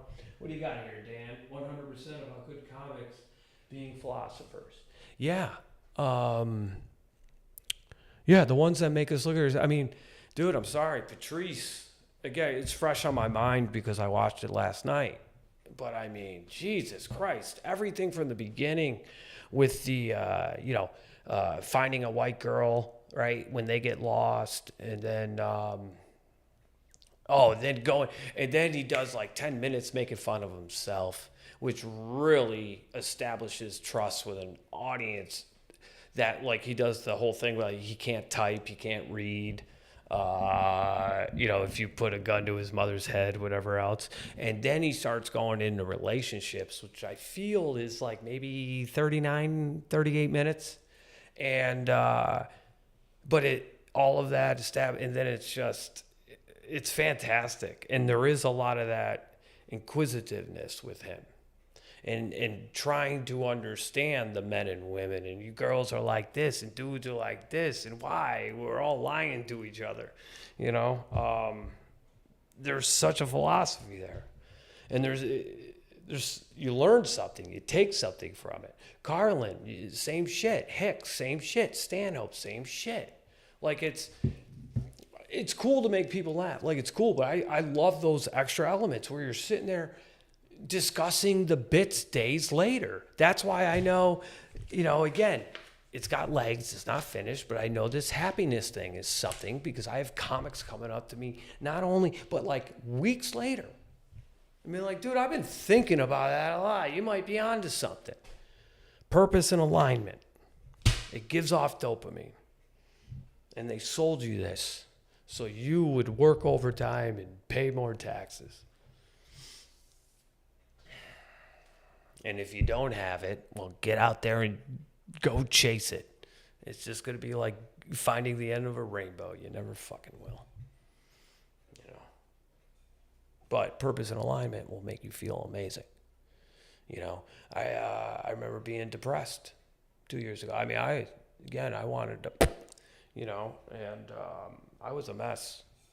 Just sober in a car, 100-degree weather, to the point where like I wasn't taking care of myself and so forth. Like I wasn't cleaning, and I felt like a piece of shit. I felt like a failure, felt like a loser. I was telling myself that constantly. I was in this state of depression, and then one day I'm just doing the same fucking thing that I've been doing. And all of a sudden it just hit me where it's like, yeah, you want to know why you're fucking feeling like this? Because this isn't what you're supposed to do. You're not supposed to be fucking living in a car, man. You're not supposed to be just surviving. You should be living. And depression, and that is your whatever soul, maybe, perhaps, telling you, hey, dude, get back on fucking track. Don't sit here off the track. So they're all compasses. And we take them literally. The only thing is, like, I've been thinking about anger. And, like, what is anger? It's just something that doesn't live up to your expectation, right? So that, I feel, is something that, like, stems from your youth, childhood. Like, that I actually think has, like, root, that weeds that you need to pull out. Anger you need to pull out. Because I'll say me, sorry, not you, I'll say me. I've never really been, nothing else has ever made me angry. I have made me angry. You know what I mean? And I feel like that may be the same with people in general. Right? Because if, I don't know, you allow someone to upset you, I don't think you can get angry. I think you can create it. You know what I mean? I don't think there's other things. Okay, hold on.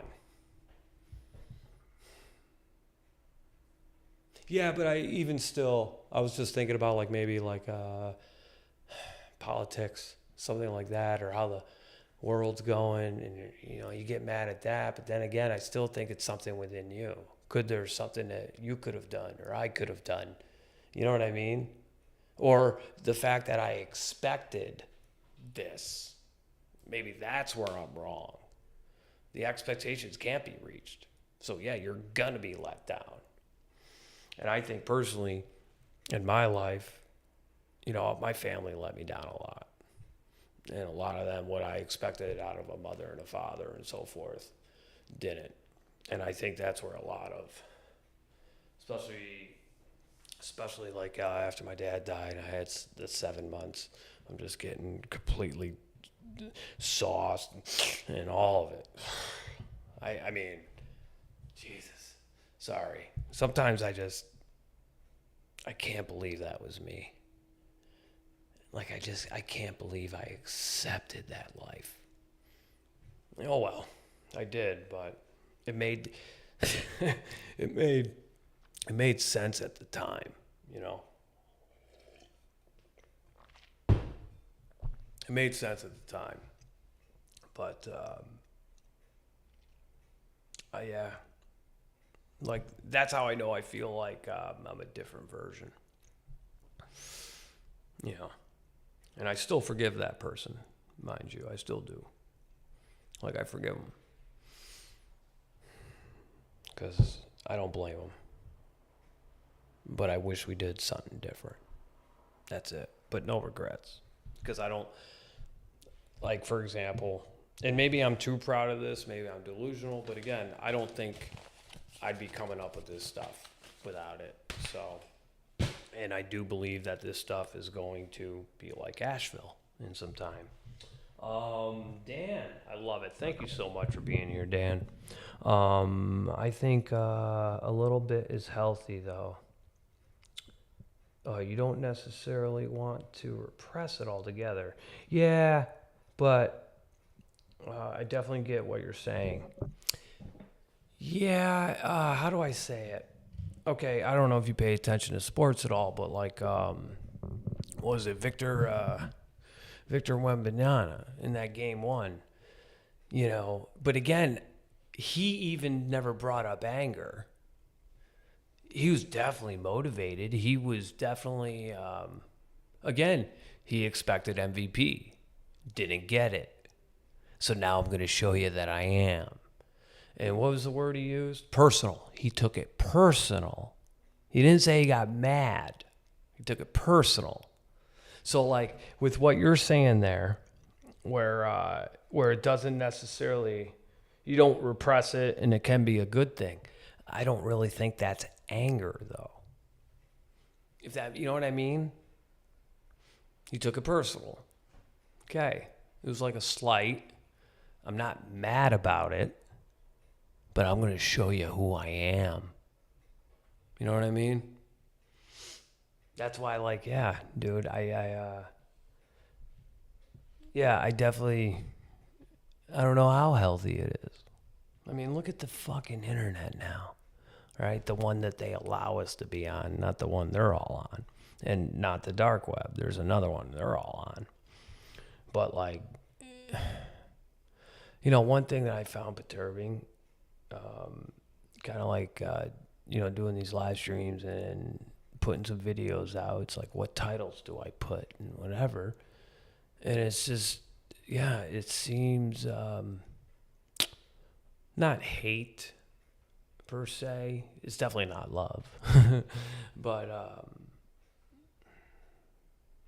I don't know. It is, yeah, it is kind of, that's the stuff that seems to get the clicks, you know? And I just don't want to be that guy anymore. I just don't. You know, again, anything that, like, where I'm feeling anger, it's like time out for a minute. And it's like, really, what is this coming from? You know? Like, there's times I get perturbed doing Uber, for example. Here, I'll even bring it back. With all the sitting around at mics and just fucking hating all of it. You know? That doesn't have anything to do with them. Even if they're all going up and talking about how they have a small penis. That isn't really why I'm perturbed. At the end of the day, if you really break it down, there's probably a part of me that's perturbed that I'm going to say this for lack of a vocabulary, but like how many opportunities I fucked up. You know, I could be in positions, you know, like a Norman, Tim Dillon. I mean, I used to sit in the back of the room with Tim Dillon, talk about conspiracies and vision boards at fucking mics and shows, you know, and I messed up some opportunities and so forth. And Not so much now, but, you know, that was inside me. So now I'm doing Uber, right? And I'm getting mad at drivers because whatever, they don't drive well. But at the end of the day, again, what is it that I'm mad at? I'm mad at the fact I have to rely on this. Like, I have to do this and deal with this because I didn't get myself where I needed to be at the end of the day.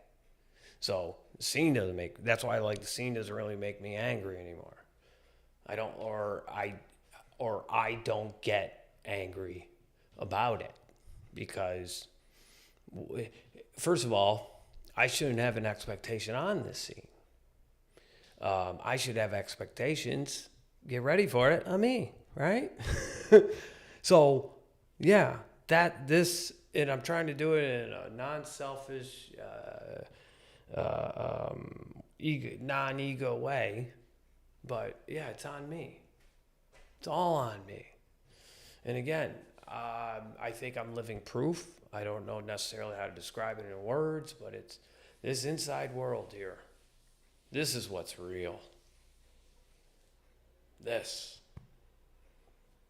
and this project your outside world. You know? I mean, look, most of my issues with the building I live in, it's not the weird shit that these people do or whatever else. It's they all remind me of what I used to be. There's a lot of drinking in this building, dude. A lot of it. A lot of people wasting time, just babbling about nothing. Nothing. What bar has the best Bloody Marys? 1:45 in the morning till about 3 in the morning. Blah, blah, blah, blah, blah. Get to work. Create some shit. You know, but that was me. You know, I think I've said this before, I'm not sure, but, you know, one of the things that really got me, committing to not boozing and not doing the hard shit is, I had a realization that, I've left comedy things, and I'm talking open mics.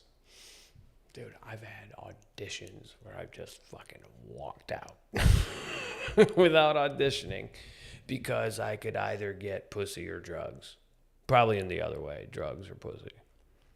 But I never left drugs or pussy to go do comedy. And that hit me.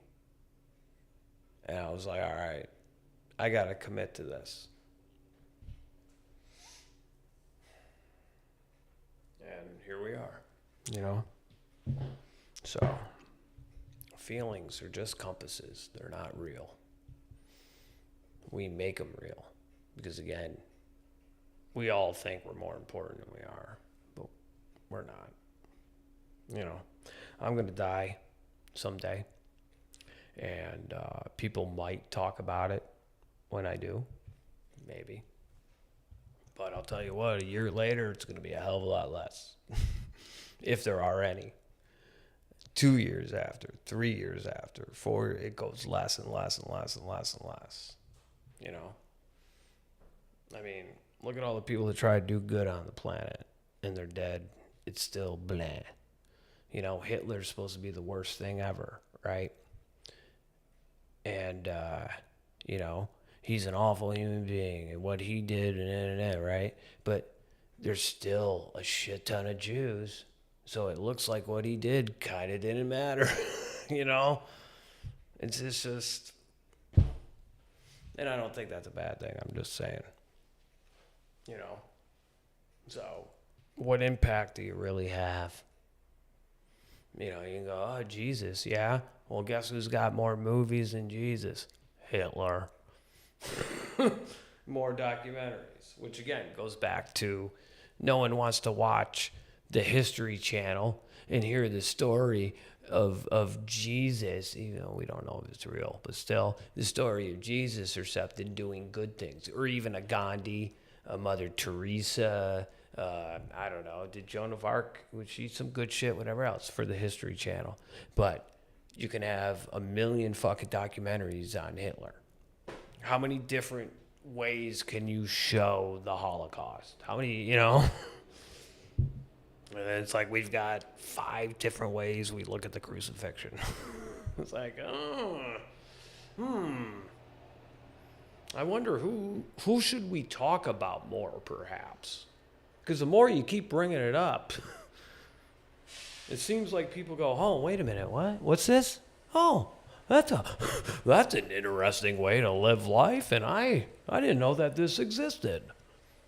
But you keep bringing it up, you keep bringing it up, keep bringing it up, you know? It's like, I don't know, like some shitty band from the fucking 90s, Sugar Ray, and you just keep making Sugar Ray videos and just taking the first album and just playing it different ways, maybe with an orchestra or whatever else. It's just like, dude, it's Sugar Ray. This isn't good. We don't need thousands of different takes and stories of Sugar Ray. I'll tell you, with the Woodstock 99, you know, it was one of the best things about Woodstock 99, Sugar Ray canceled. I think he had a throat problem or something. We'll see. How many different ways can you show the cause is really funny? Oh, really? Okay. Like, you think that whole thing, you think the whole thing about Hitler is kind of funny? Or is it hack? Because everyone talks about Hitler in some way. It's like everyone doing Epstein shit now, and they're not even doing anything creative with it, you know? But yeah. All right, I'll write that down. Like, how many different ways? But it's true, though. It's just how many different fucking D-Day, like, geez, you got your Saving Private Ryans, you got your Schindler's List, and then not even the documentary. It's just like, come on. And then what do we got? Passion of the Christ? The Last Temptation? There was probably some made-for-TV movie of Jesus, but not like films. Like this fucking Hitler. All right, I'll write that down, buddy. I don't know how I'm going to bring it up, but whatever. That's why we're here. How many different ways? Right. How many different ways can you show the Holocaust? But I will say this, though, Dan. I am going to write this down. I don't know if I'm going to do anything with it. Only because one thing that perturbs me about, like, comedian sets and whatever, especially the ones that broadcast, like podcast, like, you'll go see them do an hour. And then, like, Tim Dillon did a special where he did the fucking Airbnb story or something like that. And that's already a separate thing. So, like, I don't want to, this is just a standard I want to have. I don't know how much I'm going to be able to keep it. But, like, what I do here, I mean, granted, I showed my sets, but I mean, like, what I discuss here and whatever, that's here, right? And I don't bring it to a stage. But then again, you're probably a dude who would really enjoy the fact of, like, okay, here he is fucking around. And then if you were to come out and see me, and then, you know, 2 months of whatever working on this thing, and then you're like, wow, that's very fascinating where you took it. You know what, does that make sense? You know what I mean? Because I just feel like that's a jip to the audience. Because it's like, why come to the show? You could just fucking watch the podcast like you do. You know? There should be something special with people coming out live. Like, there should be. It should be worth your while. Because you're sharing your time with me, and there's no receipts for time. None. So you make it worthwhile. Worth your while. In different ways can you show the Holocaust? But again, dude, I love this process now. I'm loving it. And it's kind of nice because when you don't do well with an idea, because I bet you the first time, if I do say this, first time I say this on stage probably won't go well. and just to sit there and be cool with it, you know? Because I know a week from now it's going to be. You get it? Cool, Dan. Cool. Yeah, so I don't know. Maybe I think comedy's too important. Maybe I think it matters too much. But in my life, especially in my youth, it saved my life. You know? Before I was doing drugs and drinking, I was consuming comedy. And I grew up in a spoiled time where almost every channel had comedy. A lot of the pay channels had comedy. Comedy Central was born, so it was just so much to consume, you know? And I would be very perturbed. Like if Carlin had a podcast and then I went and saw a Carlin special and like 60% of it was from the podcast, I'd be a little disappointed.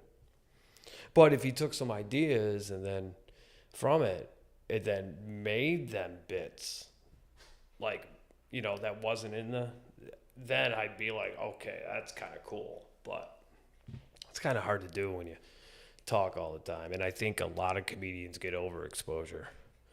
We should not be seen this much. We shouldn't. Like, comics shouldn't have fucking more than one podcast. You shouldn't be and it shouldn't be every day. Once a week is fine. That's all you need to hear from us. I think it's another reason why, like, the comedy kind of sucks now. Or it's just, you know, it's how I feel about the NBA. Except I will say these last conference things have been reminding me of the 90s. I love SGA and Wemby. I love the fact that Wemby hates Chet. I think that is awesome. I forgot why I brought that up, but I like the NBA comedy. I don't know. Sorry, lost that train of thought. But it's okay. And I think also too, especially boozing, doing a lot of coke, you know, I think I fell into this stupid delusion of like, you know, dude, I could be a person that's going to save comedy. I just don't give a shit. I just want to do my thing. And I hope more than anything I'm an underground, like, for example, like Dan, you know. I remember, okay, I could break it down to you like this. When I first moved to New York, I worked at H&M, right? And so in Syracuse, and then I went around the Northeast opening, like I helped open and set up the stores, that new stores that were opening around the Northeast. So I did good work and so forth, so I made a request to work at 34th and 8th, right next to Madison Square Garden, 34th and 7th? Or is it 8th? No, 7th. Well, it's actually... No, it was 34th and 7th, right across the street from Madison Square Garden. And so when I first got to Brooklyn, I showed up with, I had a bag that was probably as big as me, 6 feet, I think. And that was all my possessions. And the roommate I had at the time drove me down, dropped me off in it was Bed-Stuy, technically Bed-Stuy, Brooklyn, Myrtle Avenue in Brooklyn, right off the what was it at the time? It was the JMZ train. Now I think it's just the J and the Z, which I don't know if that's where he got his name from, but so I moved in there, and one of the people was like a manager of H&M, whatever. So she's a great person, Sarah Lashom. I think that's her last name. I can't remember. LASHOUMB, something like that. She was awesome. And there were a couple times I got fucked up and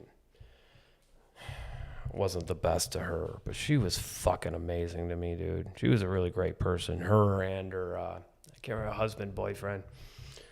She used to have this coffee shop in Syracuse and so forth. But anyway, I'd perform a couple times there and so forth. So anyway, so you know, I get there and she was like, "Hey man, you wanna go out and see some comedy and whatever?" And so she's like, "All right, you know, what do you want to do?" And I go, "I'd like to go to the Comedy Cellar. I really would." So we got tickets. We went to the Comedy Cellar. We went to like 8 o'clock show, and it was awesome. Like for me, I got to see a lot of the Tough Crowd guys at the time, and I was a big fan of Tough Crowd, and it was great. And then afterwards, Sarah said, you know, she goes, "So what'd you think of that?" I was like, "Oh, it's fucking awesome. Yeah, man, I can't believe it. This is great." And then she was like, "All right, so do you want to go see some comedy?" And I was like, "What do you mean? She was like, "Do you want to go see some comedy?" And I went, "All right." And we ended up going down, I guess, kind of East Village, maybe around Alphabet Row, but near actually right near 2 blocks from Tompkins Square Park. Sidewalk Cafe. And we go in, and it's, I don't know if you guys have heard of this person, but it was Rick Shapiro. And I'm watching this dude. She's, and I mean this kind of as a compliment, but he's a fucking psycho. This dude's sitting there on a marker. He's got his set list on his fucking forearm with a, you know, so he's got like, you know, button down shirt here, right? Oh, without being on stage, Rick Shapiro, yeah, and saying wild shit, dude. Wild shit. And so here he is. You pull up his arm to fucking see his next thing. And sometimes there was like, I remember there was someone said something in the crowd, and he fucking took out his marker and fucking like added a note to his set. And it was amazing. Like, the back of Sidewalk Cafe it's more of a music venue, right? So it's not necessarily comedy conducive, whatever. But this dude was just, the crowd, standing room, and all these people, they're rowdy and just whatever. And I'm just sitting there going, wow, I know what she meant. This is comedy. I would like to be that guy. That would be enough for me. That'd be dope as fuck. Just to have someone be like, "Hey, you want to go see this thing?" Like in this, you know? And then, you know, it's like you walk past the mothership. You walk past Sunset. You walk past, where'd they do that first Kill Tony? Antone's. You pass that, and there's some fucking beat-up, abandoned place that has dim lighting and a shitty bar, and they only serve whiskey and beer, like bottled beer and whiskey. That's it. Those are your only 2 choices. You know, kind of place that has, what's that, chopped wood? You know what I mean? Chopped up wood or whatever. Like, it kind of, there's one place I performed at in New York. You know, when someone pukes at a school and they put that shit all over the puke, whatever, that's what the fucking floor looked like. I remember I went to this gig. And the address was the door underneath the blue light on like 41st Street or 40th or something. And lo and behold, you walk, there's a blue light, you knock, and yeah, thing opens, and then whatever. I'm a performer. They let me in. What a dump, but what a great show. Like, it was great, you know? So that's all I want out of the game now. You know, I think I've got validation. Yeah, I know I'm funny. You know, and again, also I want to say, yeah, it's a little too hot for this, But I do want to say, fuck, I wish I can go back. What was I just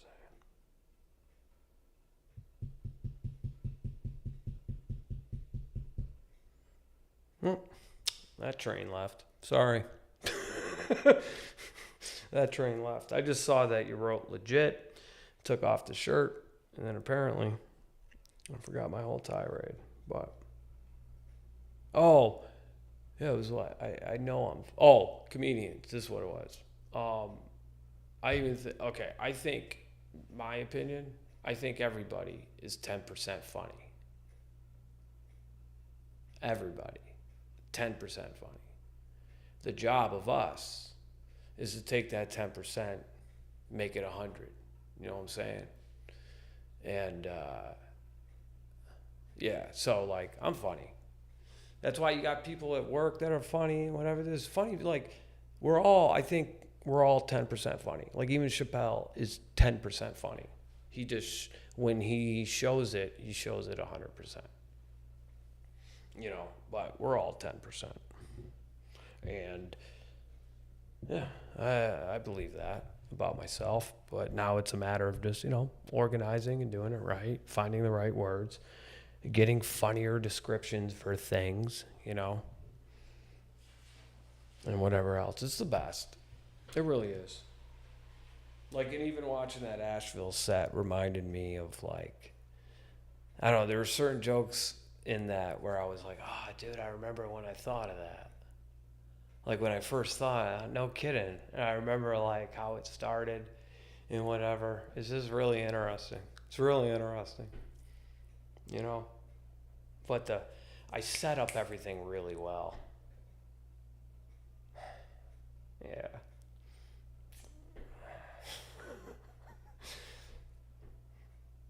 So I'm just laughing at, like, yeah. Just, I don't know how many things I fucked up. How many opportunities, how many,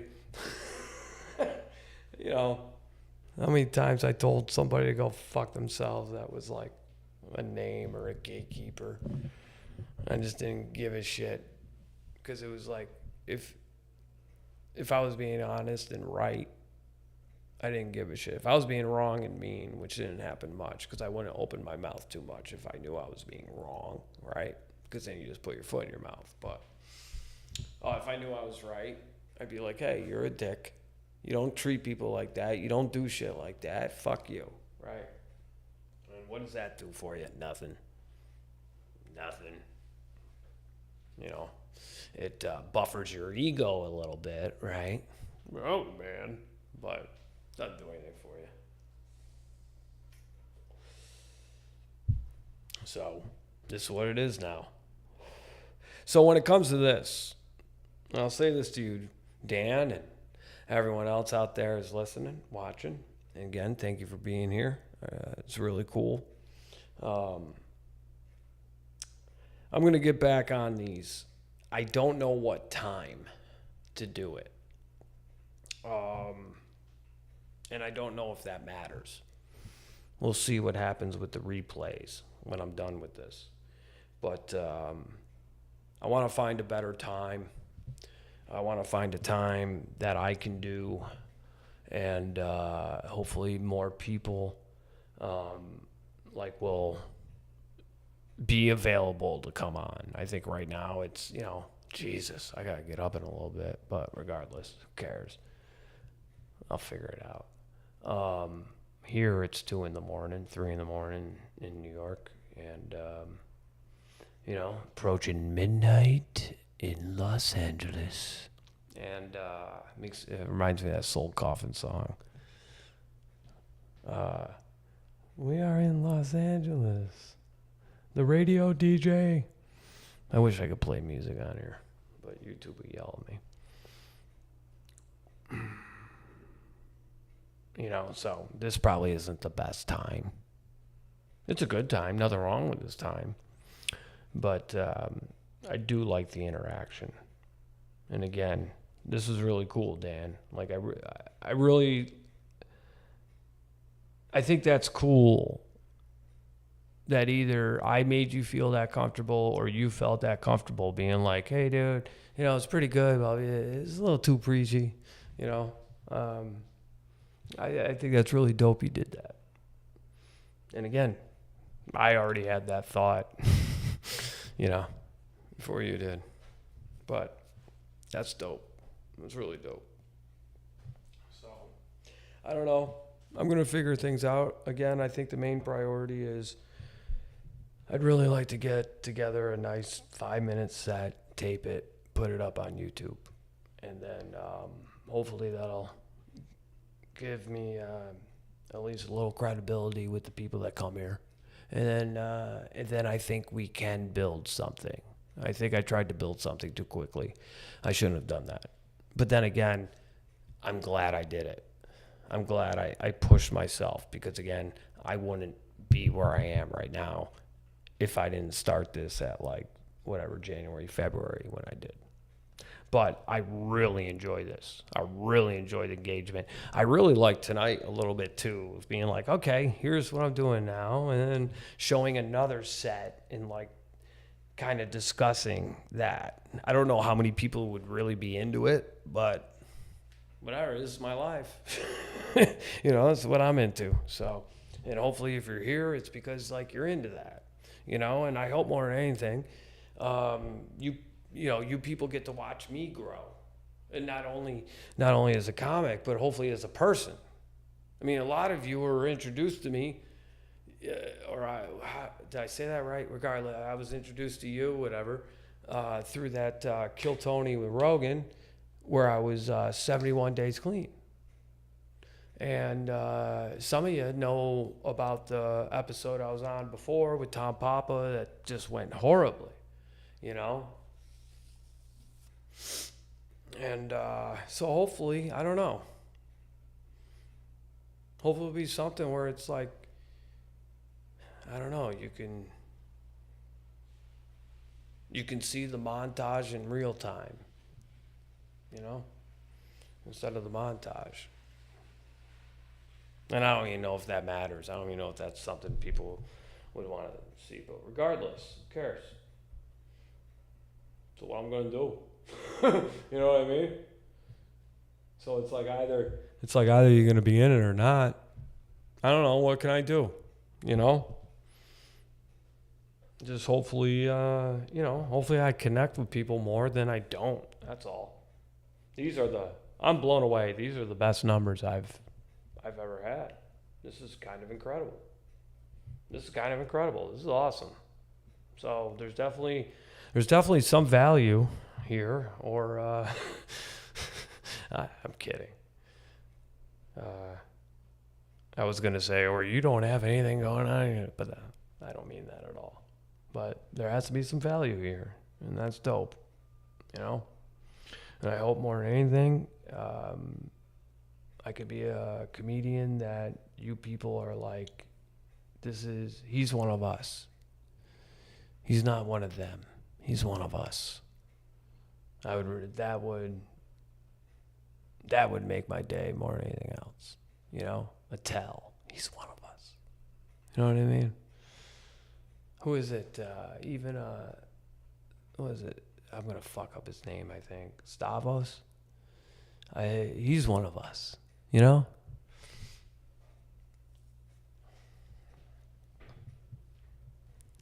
Because I don't know. I think that matters.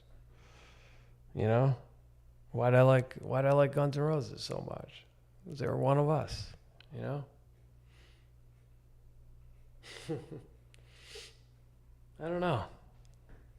And even if nothing happens, who gives a shit? You know?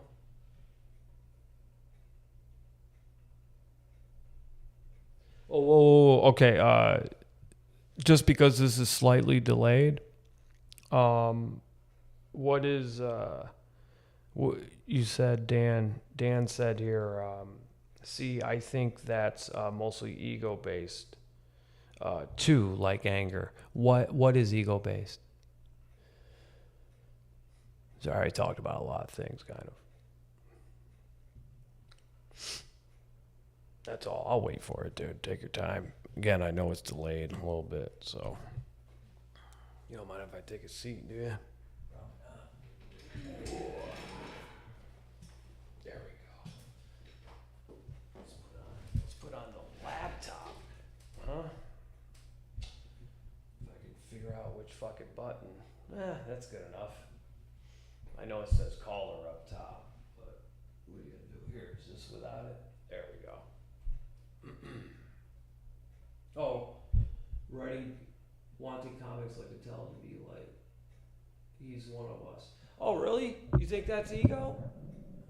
You think that's my ego?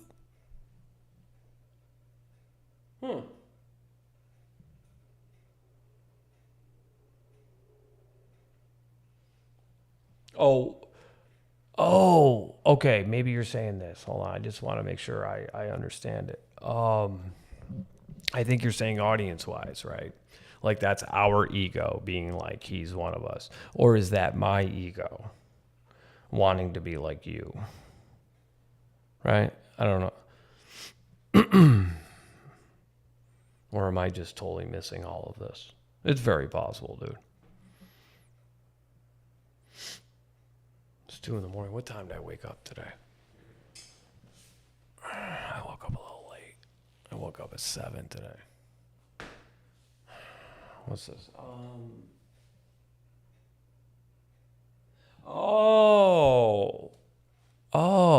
Okay. Okay. I could see where you would say that. So let me just say this to that. I guess for me, my ego is really big with it. I think, especially in the days.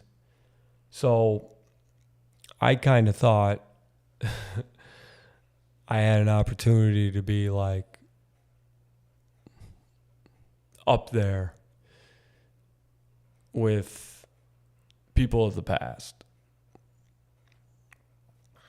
Quote unquote, maybe legendary in a way.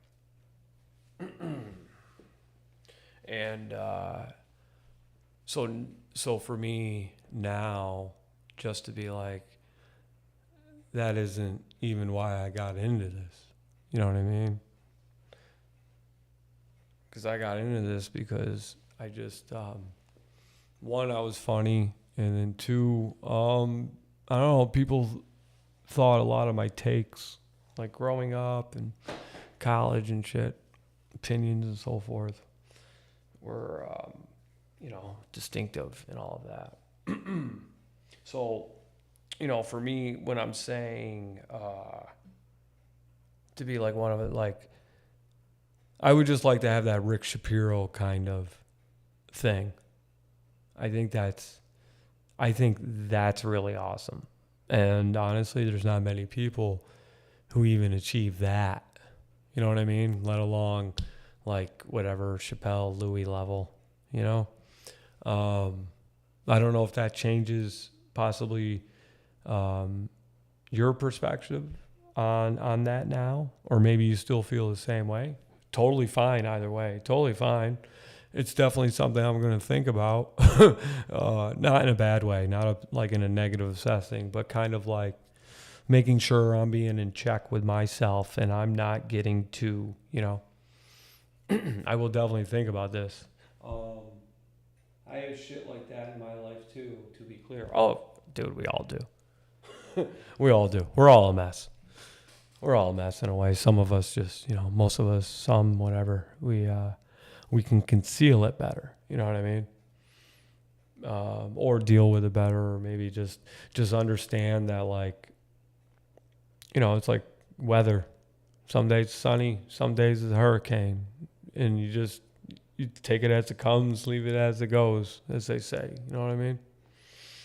But yeah, that was honestly, dude. You didn't really do much wrong. I saw that ego thing, and then I think my ego actually went, wait a minute, huh?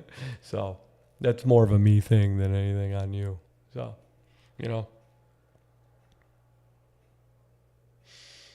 because me personally, I'm trying to be very aware of that, because I feel like that's what's kind of made a lot of comedy now boring and bland in a sense, or comedians. It's just,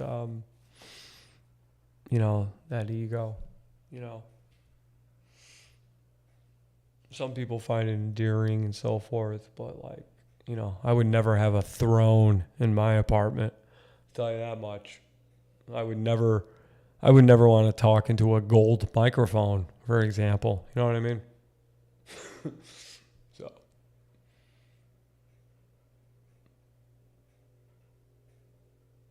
I know it's also to a lot of the era of the music and films and so forth that I grew up on were very, you know, I don't know, common man in a way, you know, independent films and,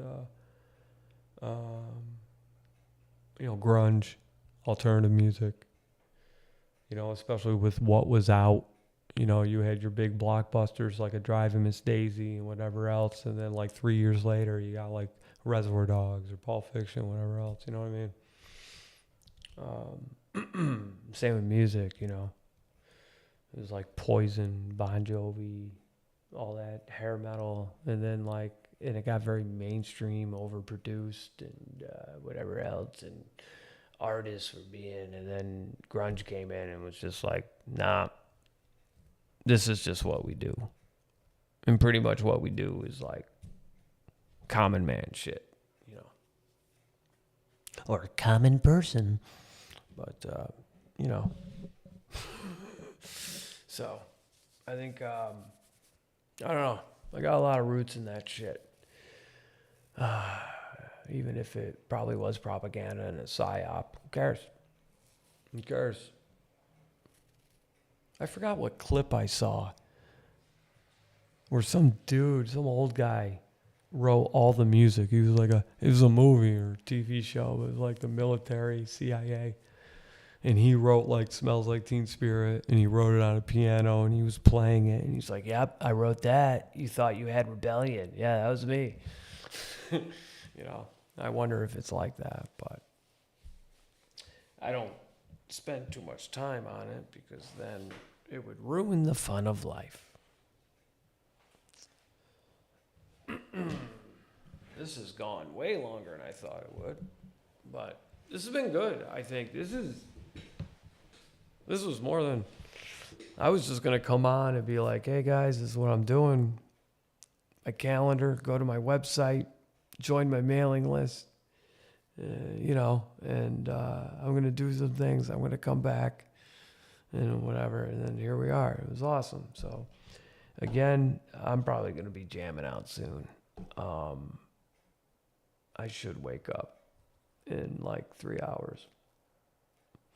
I said to myself I was going to go to a meeting. I haven't gone to a meeting in a very long time. I wasn't that big of a fan of them, but I was also a different person. But they kept me, you know, from not using. You know what I mean? And, yeah, see, the whole grunge. Yeah, same. I see that.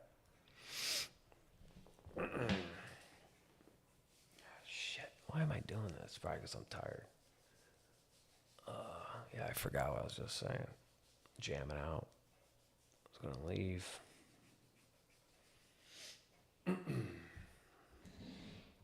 But yeah, I didn't expect this to be this, but this is great. This is great. I love it. I actually learned something tonight.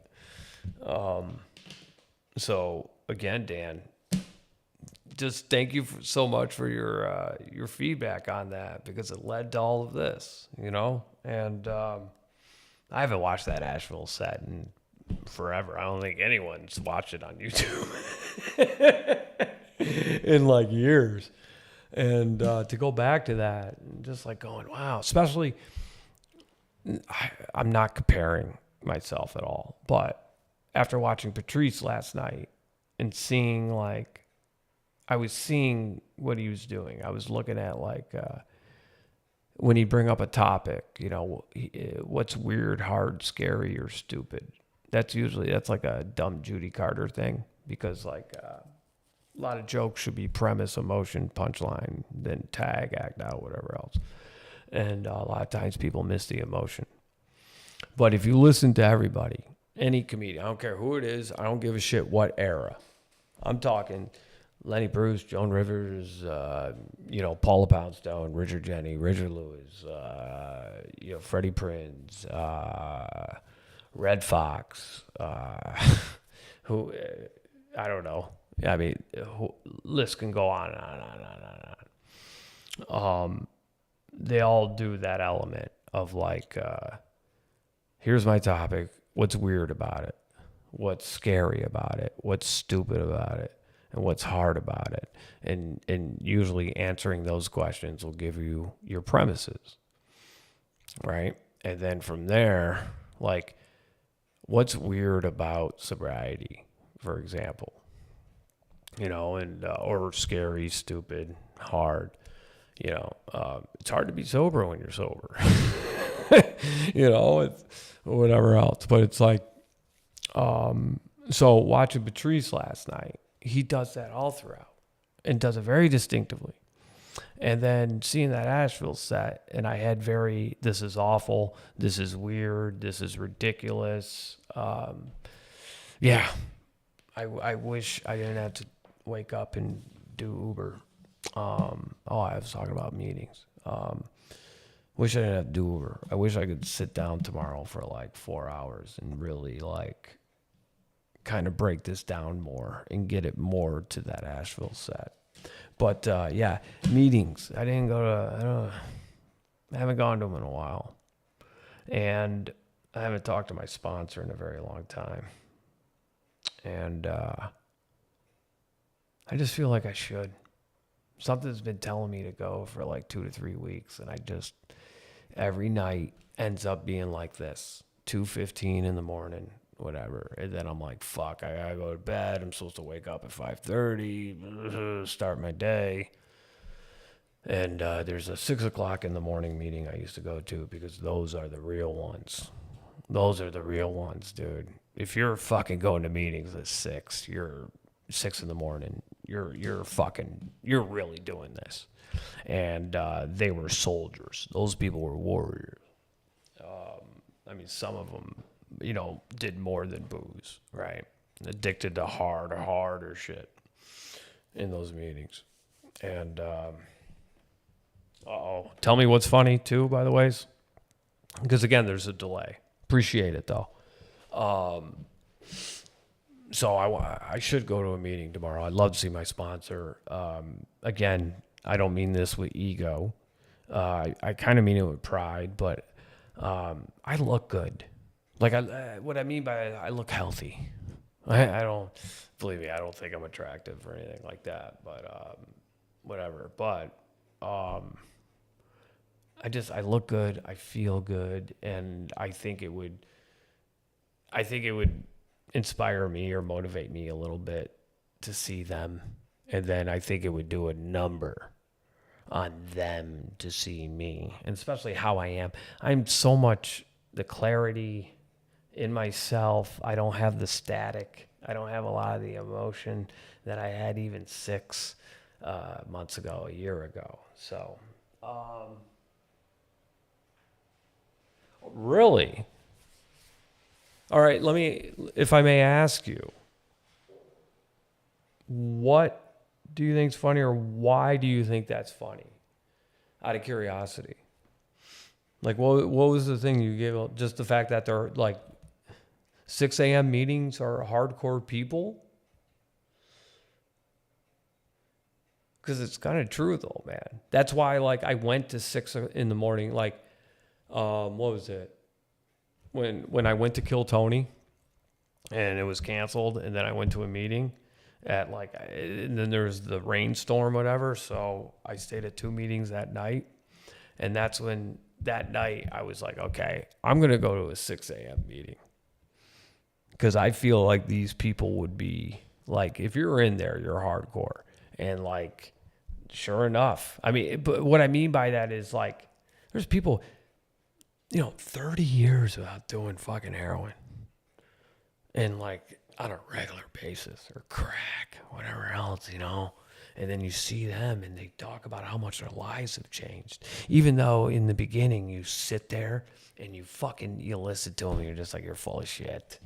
Oh, your life's so much better. It's so funny. And now, And it's just part of it. You still have that fog on you. What'd you see here? You were saying, like, if you do the 6A meetings, you're in. Oh, what's this? Sorry, I gotta move. You're in. Oh, you're in this. Yeah. Like talking about them like they're the pro leaguers. Oh, I see. Okay. Yeah, they're they're the major leagues. Like I will say, okay, that's interesting. Okay. Because I will say this. Like I feel like noon meetings, for example, right? I think that's a lot of posers. Not that they're faking being sober, but it's like anyone can go to a 12 in the afternoon meeting. You know what I mean? You could roll out of bed at 11:30 and go to one of those. Whoop-de-doo. But if you're fucking if you're waking up at 5:30 in the morning to drive to a place to make sure you don't go back to your old ways. Yeah.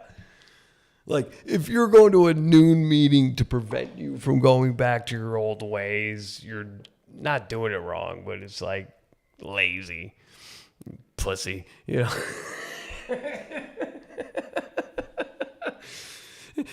What meeting do you go to? Oh, I go to the 12 o'clock meeting. Ah, you fucking homo.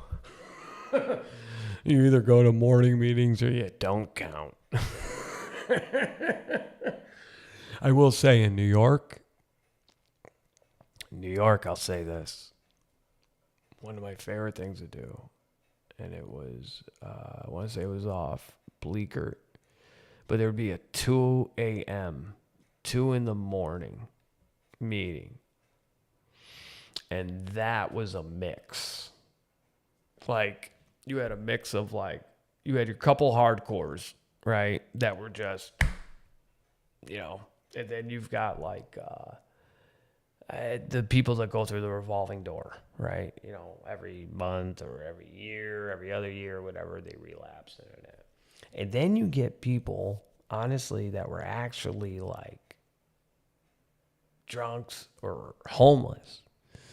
And then they would come to the meeting and then basically they would take a nap and then they would get the coffee and they would leave. So it's sometimes they would talk, those are, that was some of my favorite meetings. And in case you don't know, this run right here, this is my, this is my third attempt. What did I do? I think I went 2.5 years once before, and then I think I went 8 months the time before that, 9 months. So this is all new to me. And, the first step, they say, powerless to alcohol. My life was unmanageable. That never worked for me. That never, it didn't have much conviction because I was still paying rent. I still had a place.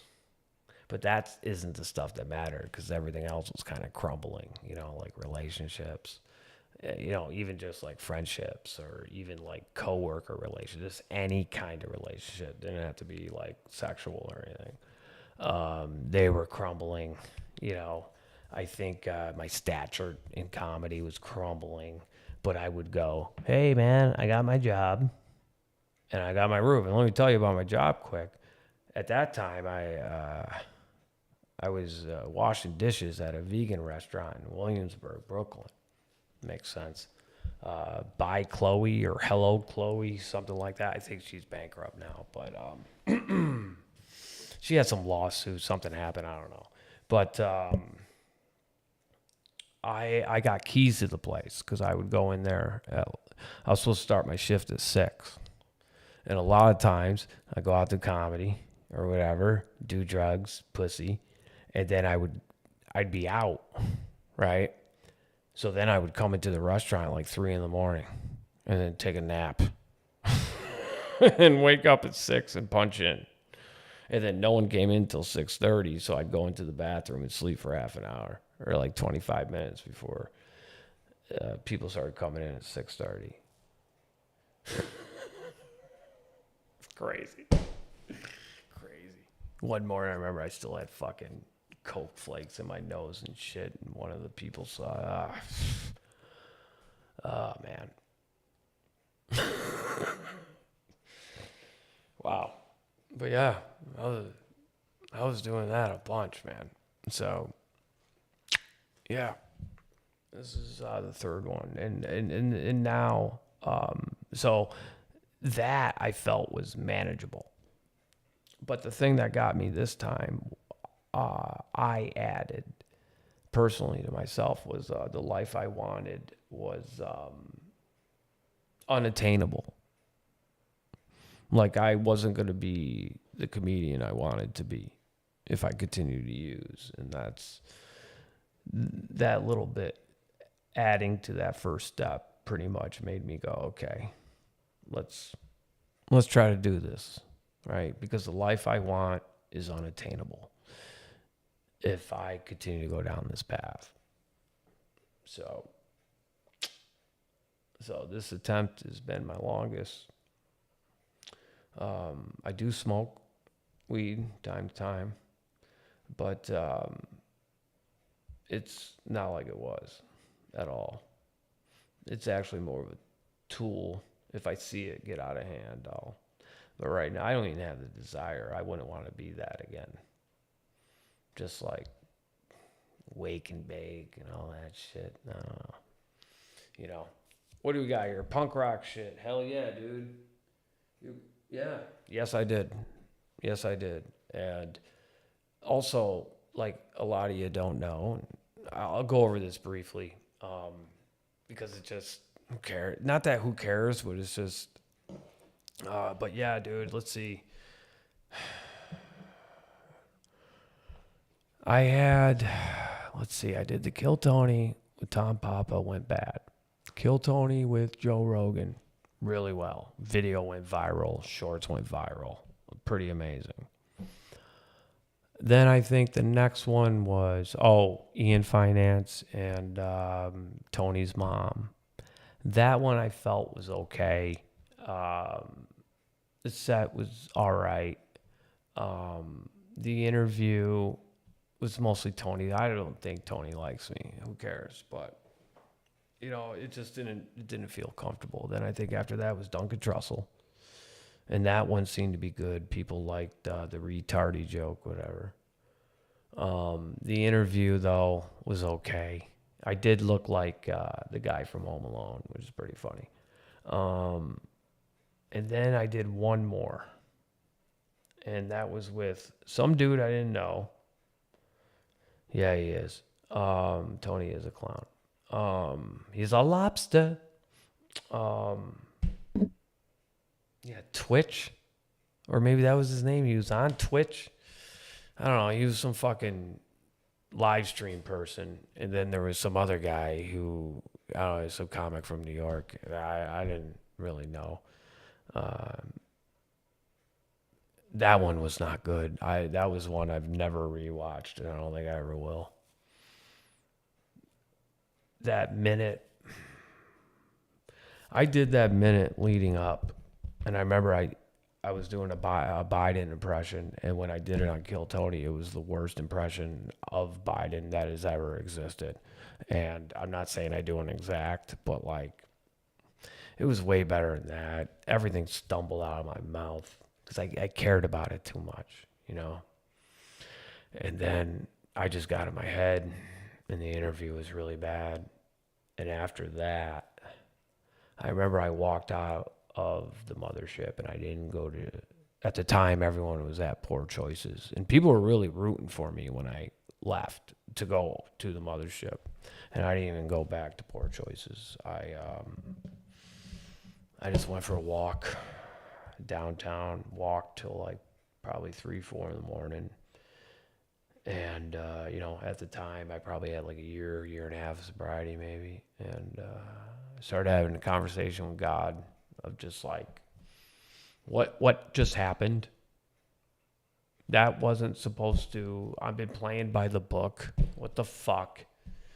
And it was kind of like, I never want to have this feeling again. I don't ever want to fucking feel, I don't want to lose again. And I think that was in November of 2024. Or hold on. Yeah, of 2024. I believe, around Thanksgiving, I want to say. And then that December was when I started putting together, like, okay, this is how I'm no longer going to be living in the car. This is how I'm going to save money. This is how, and eventually I'm going to get an apartment. I'm going to save money to get live stream stuff. I'm going to save money, So, you know, but yeah, after that, I was like, I don't want to lose again. I don't want to lose again. And there's just so much I didn't realize. I don't even know if any of this makes sense to people, but hopefully it will. I'll find out in the comments.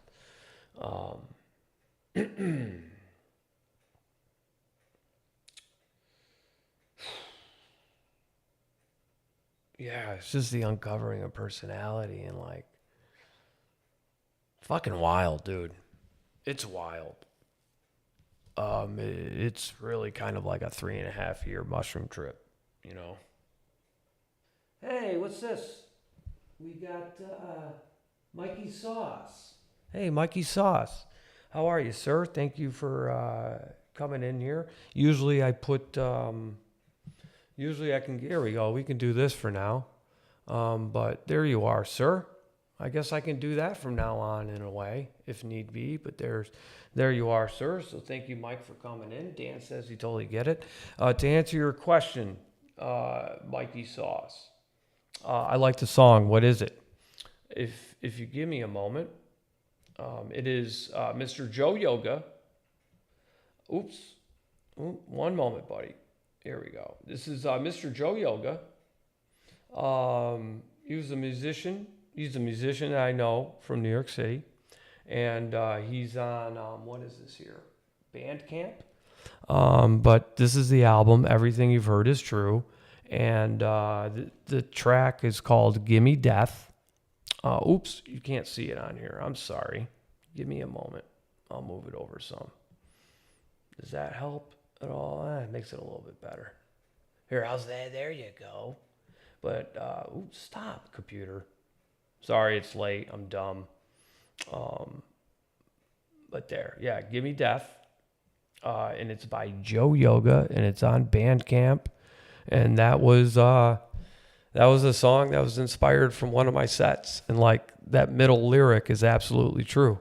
And I remember that night, Joe didn't get picked. Well, he got picked like real late. So he didn't get to go up or whatever. And he stayed and watched people.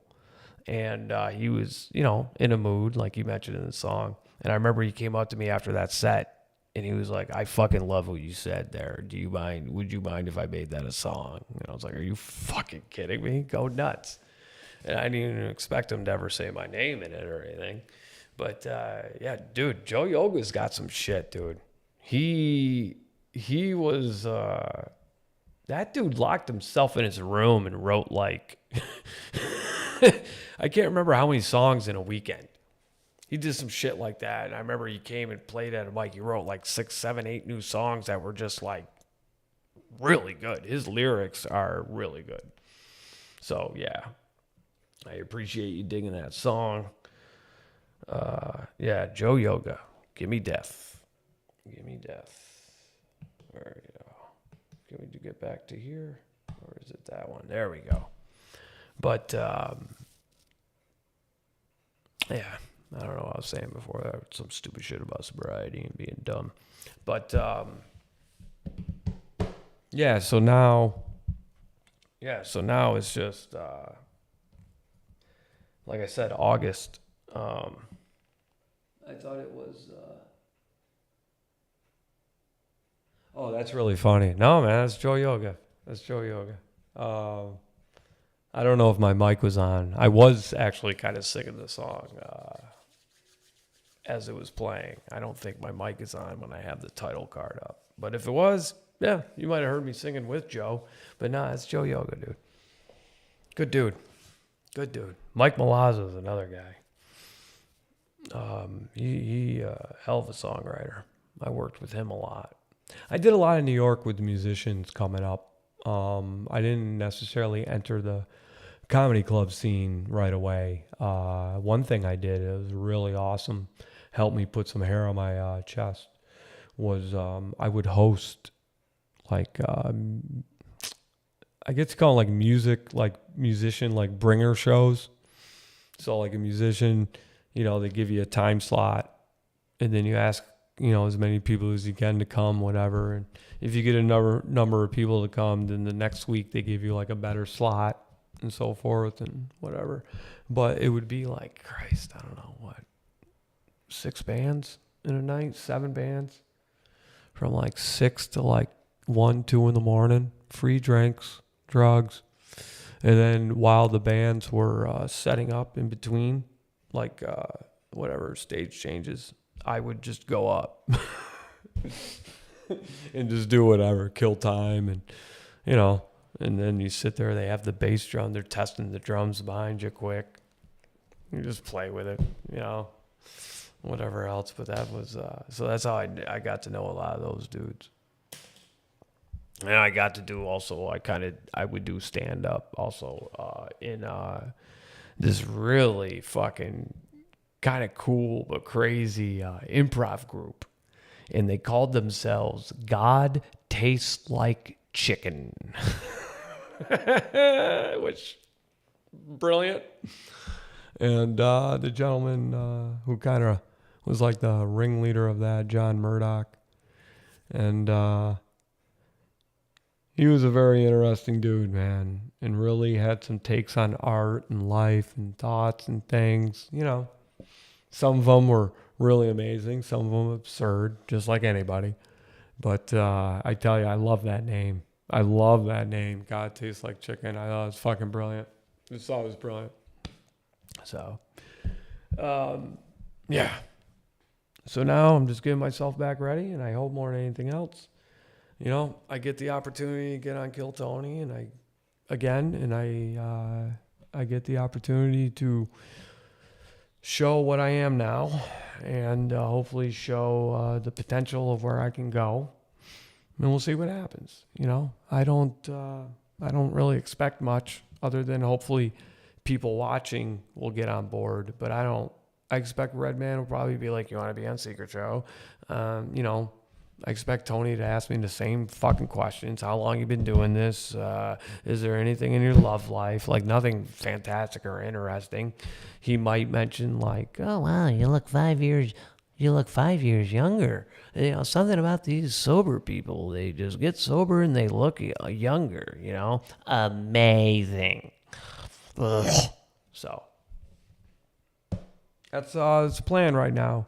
And the great thing is, I'm going to be adding more road gigs. I think probably within the next year, I think we'll be doing more stuff out of Texas. That's going to be fun. I don't know where exactly. I know we're going to be able to do like California, which I would love to go to San Diego and do shows. I don't really care about LA. I don't like LA. I just don't like how the people are there. But no, you're right, because you're 1,000,000,000% right, Dan. In case you guys didn't see this, Dan happened to say, can we get it up here? Yeah, Dan happened to say, just be real in the moment and you'll handle Tony completely. Yeah, if he actually gives you a hard time. Yeah, without a doubt. Well, it's like with that Rogan episode. After my set, I think that set was what? The whole thing about like, you still gay? Like, do you still sober? Do you go up to people like, oh, you still gay? Because I was going to get you some pussy, but if you're still doing that gay thing, forget about it. Something about doctors being on mushrooms. You wouldn't want that, right? Or whatever else. And then, that set didn't go well. And there was a moment, I remember I said in my head, fuck it. And then that's when Tony was talking about the speedometer. And I was like, no, I don't actually read the miles. There's a thing that fucking tells me. Because I gave up. Like, like I was going to do well. Like, I gave up on that notion. And that's why, like, to me, that was something that I said in my head that actually came out. You know, that's like an under a breath comment that actually came out, and then the crowd liked that. And then that gave me, I don't know, a little boost of something, right? I wouldn't say confidence, but, you know, like the Knicks the other night went on a 44-11 run, right? That was the beginning of the run. Because then all of a sudden, I know, because like I work well. Like if I think the crowd likes me, I'll be amazing. If I think if they do like me and I think they don't, I'll do horrible, awful. But you know, if so, and that's what ended up happening. And then Joe gave me the compliment, and then after that, it was just like it just became like if I was talking to anybody, you know, like, for example, what was it? Don't get cocky. Pardon me. That's something I say to people when, you know, it's nothing you should get cocky about. I do that all the time. So it was cool when Tony said like, oh, so we're the ones that got you to fucking relapse or whatever, go on your bender. And I was like, don't get cocky. You know, and then, what was it? The open mic joke, whatever, comedians or addicts are getting better. Yeah, that was a line of mine. Well, not mine. It was something I worked out in a car, and this comedian, Sam Hunter, actually spit it out like that. Because I was saying that, but with more words. And then he spit it out like that. And I was like, dude, can I use that? He was like, you got it. But that's like a line that I was using in my act. And then I just found the opportunity. You know what I mean? So,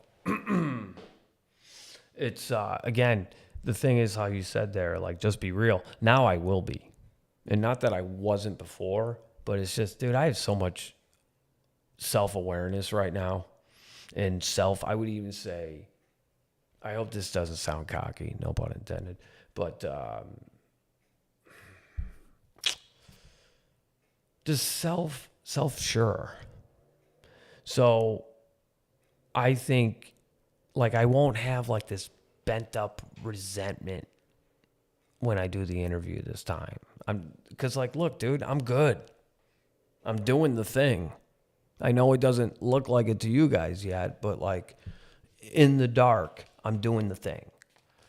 So I have no reason to be insecure. And honestly, too, again, I don't mean this in like I'm beautiful, but dude, I'm so much more healthier. My body, I've gained weight, like working out, I start seeing some things a little bit. My skin's really clear. I think my hair fucking like cut like this short, dude, is baller. I just think I would look good. I think I would sound so much better. And, you know, because part of it is kind of my story as well. But I don't want people getting, I don't care, actually. Where I was like, I don't want people to be like, oh, I like him because, you know, he's getting his life together. I want him to be like, not only is he getting his life together, but this dude is funny. He is funny. And not that I need them to say that, but I don't know, it'd be nice. You know, it's like last year the Knicks lost to Indiana by, you know, on a similar run, and this year they did it to Cleveland. That's what I kind of hope happens in a way, you know? And that's life. It goes up and down, and you just take it as it comes, leave it as it goes. That's it. You know? And then hopefully, I don't know, we'll see what happens. I mean, I don't know what this live stream is going to evolve into. But I imagine it will become more than this. And I'll have probably some good segments and things to talk about on a regular basis other than just popping in. I'm sorry, Dan, what did you say? Oh, if he actually gives you a hard time, sorry. So yeah, we'll see what happens. But I don't know. I feel like I could do something with this, and I also think I'm a little different than the rest of those people on Tony. There's a lot of characters now, more than people. So if someone's actually a person, it might, again, the word I was going to say relief, but that's not the word. But, so whatever, man. It's really dope. It's really dope. And this, again, I said I was going to leave fucking 45 minutes ago, but, here we are. So I think this time, because I can hear the birds out my fucking window right now. So I might take a nap, get up, go to a meeting, go to work, do some writing. Oh, I got to do that show tomorrow night. Oh, I'm going to have to get a little bit more sleep than this. Nah, we'll figure it out. Yeah, tomorrow night. Oh, actually. What is it? Where are we? Hold on. 12, 7, 19 hours. In 19 hours, I'm going to be at East Austin Comedy Club, ladies and gentlemen. So if there is anybody who sees this in the next 19 hours and you don't have much to do, you don't want to watch the fourth quarter of the San Antonio, Oklahoma City game, come on out. I have a fresher and more updated version of the material you heard tonight audioly. So come on out. Until then, go to my website. Oh, I should ask people to subscribe. It doesn't matter. People are here. We'll figure it out as we go.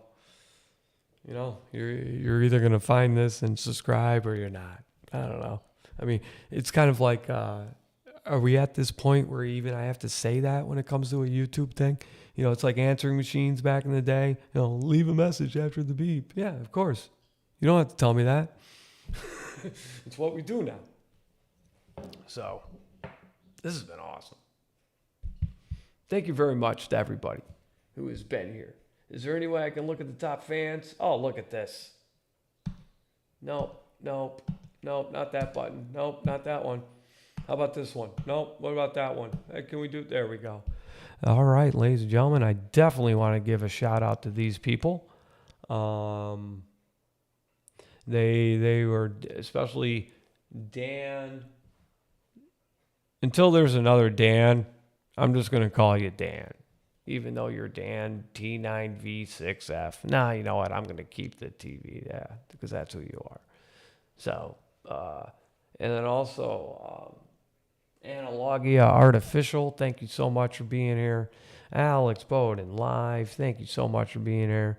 And then Tashimoto 9, thank you so much for being here. M1 Key Sauce, thank you so much for being here. And Love Thy Neighbor 007, thank you so much for being here. And how about this? I'll leave on this.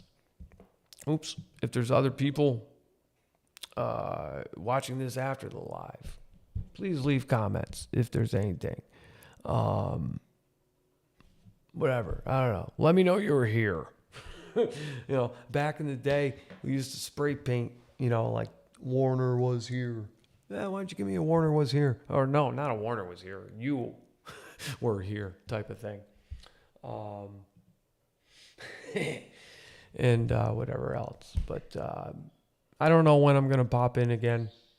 It definitely won't be for a week because you don't need to hear from me. I've already talked way too long this evening. But I'm going to pop in for right now at random times and shoot the shit, give updates, hopefully make some of you laugh and whatever else. And then we'll go from there, until then, please subscribe. Hit like buttons, whatever you feel like doing. You want to hit the notification bell, that'd be dope. Mailing lists on my website. It's even in my YouTube. That'd be dope. What else? Mailing list. I'm going to have to shut down that Spotify. I haven't sold the shirt in forever. And I'm not going to pay $40 a month to make no money. You know what I'm saying? So, what else is there? Mailing list. And just check out my website for show updates. I feel awkward putting flyers up on YouTube. I don't think YouTube's the forum for that. Even though you can do that, I don't know. I think it would get annoying. So, Instagram and all that other shit you can see. But I don't know. I'm not a big social media guy. I think it's all the downfall of man, internet and everything else, AI. But regardless, it's helping me connect with you. So it's the greatest thing in the world. Well, why am I being negative? But yeah, website, I'm going to have show updates and everything else. And yeah. So on that note, Dan, T9V6F, I see you saying later, dude, and later to you. And again, thank you everybody so much. And yeah, man, I hope you found some value in this. And always feel free to hit me up anytime about anything. You want to email me, iamtimwarner@gmail.com. Hit me up, man. You know, anything. I don't care. You know, and I'll do my best. I'll do my best to reply. That's all I can give you. You know, hopefully it'll be more than that, but whatever else. So, what a great night. What a fucking fantastic night.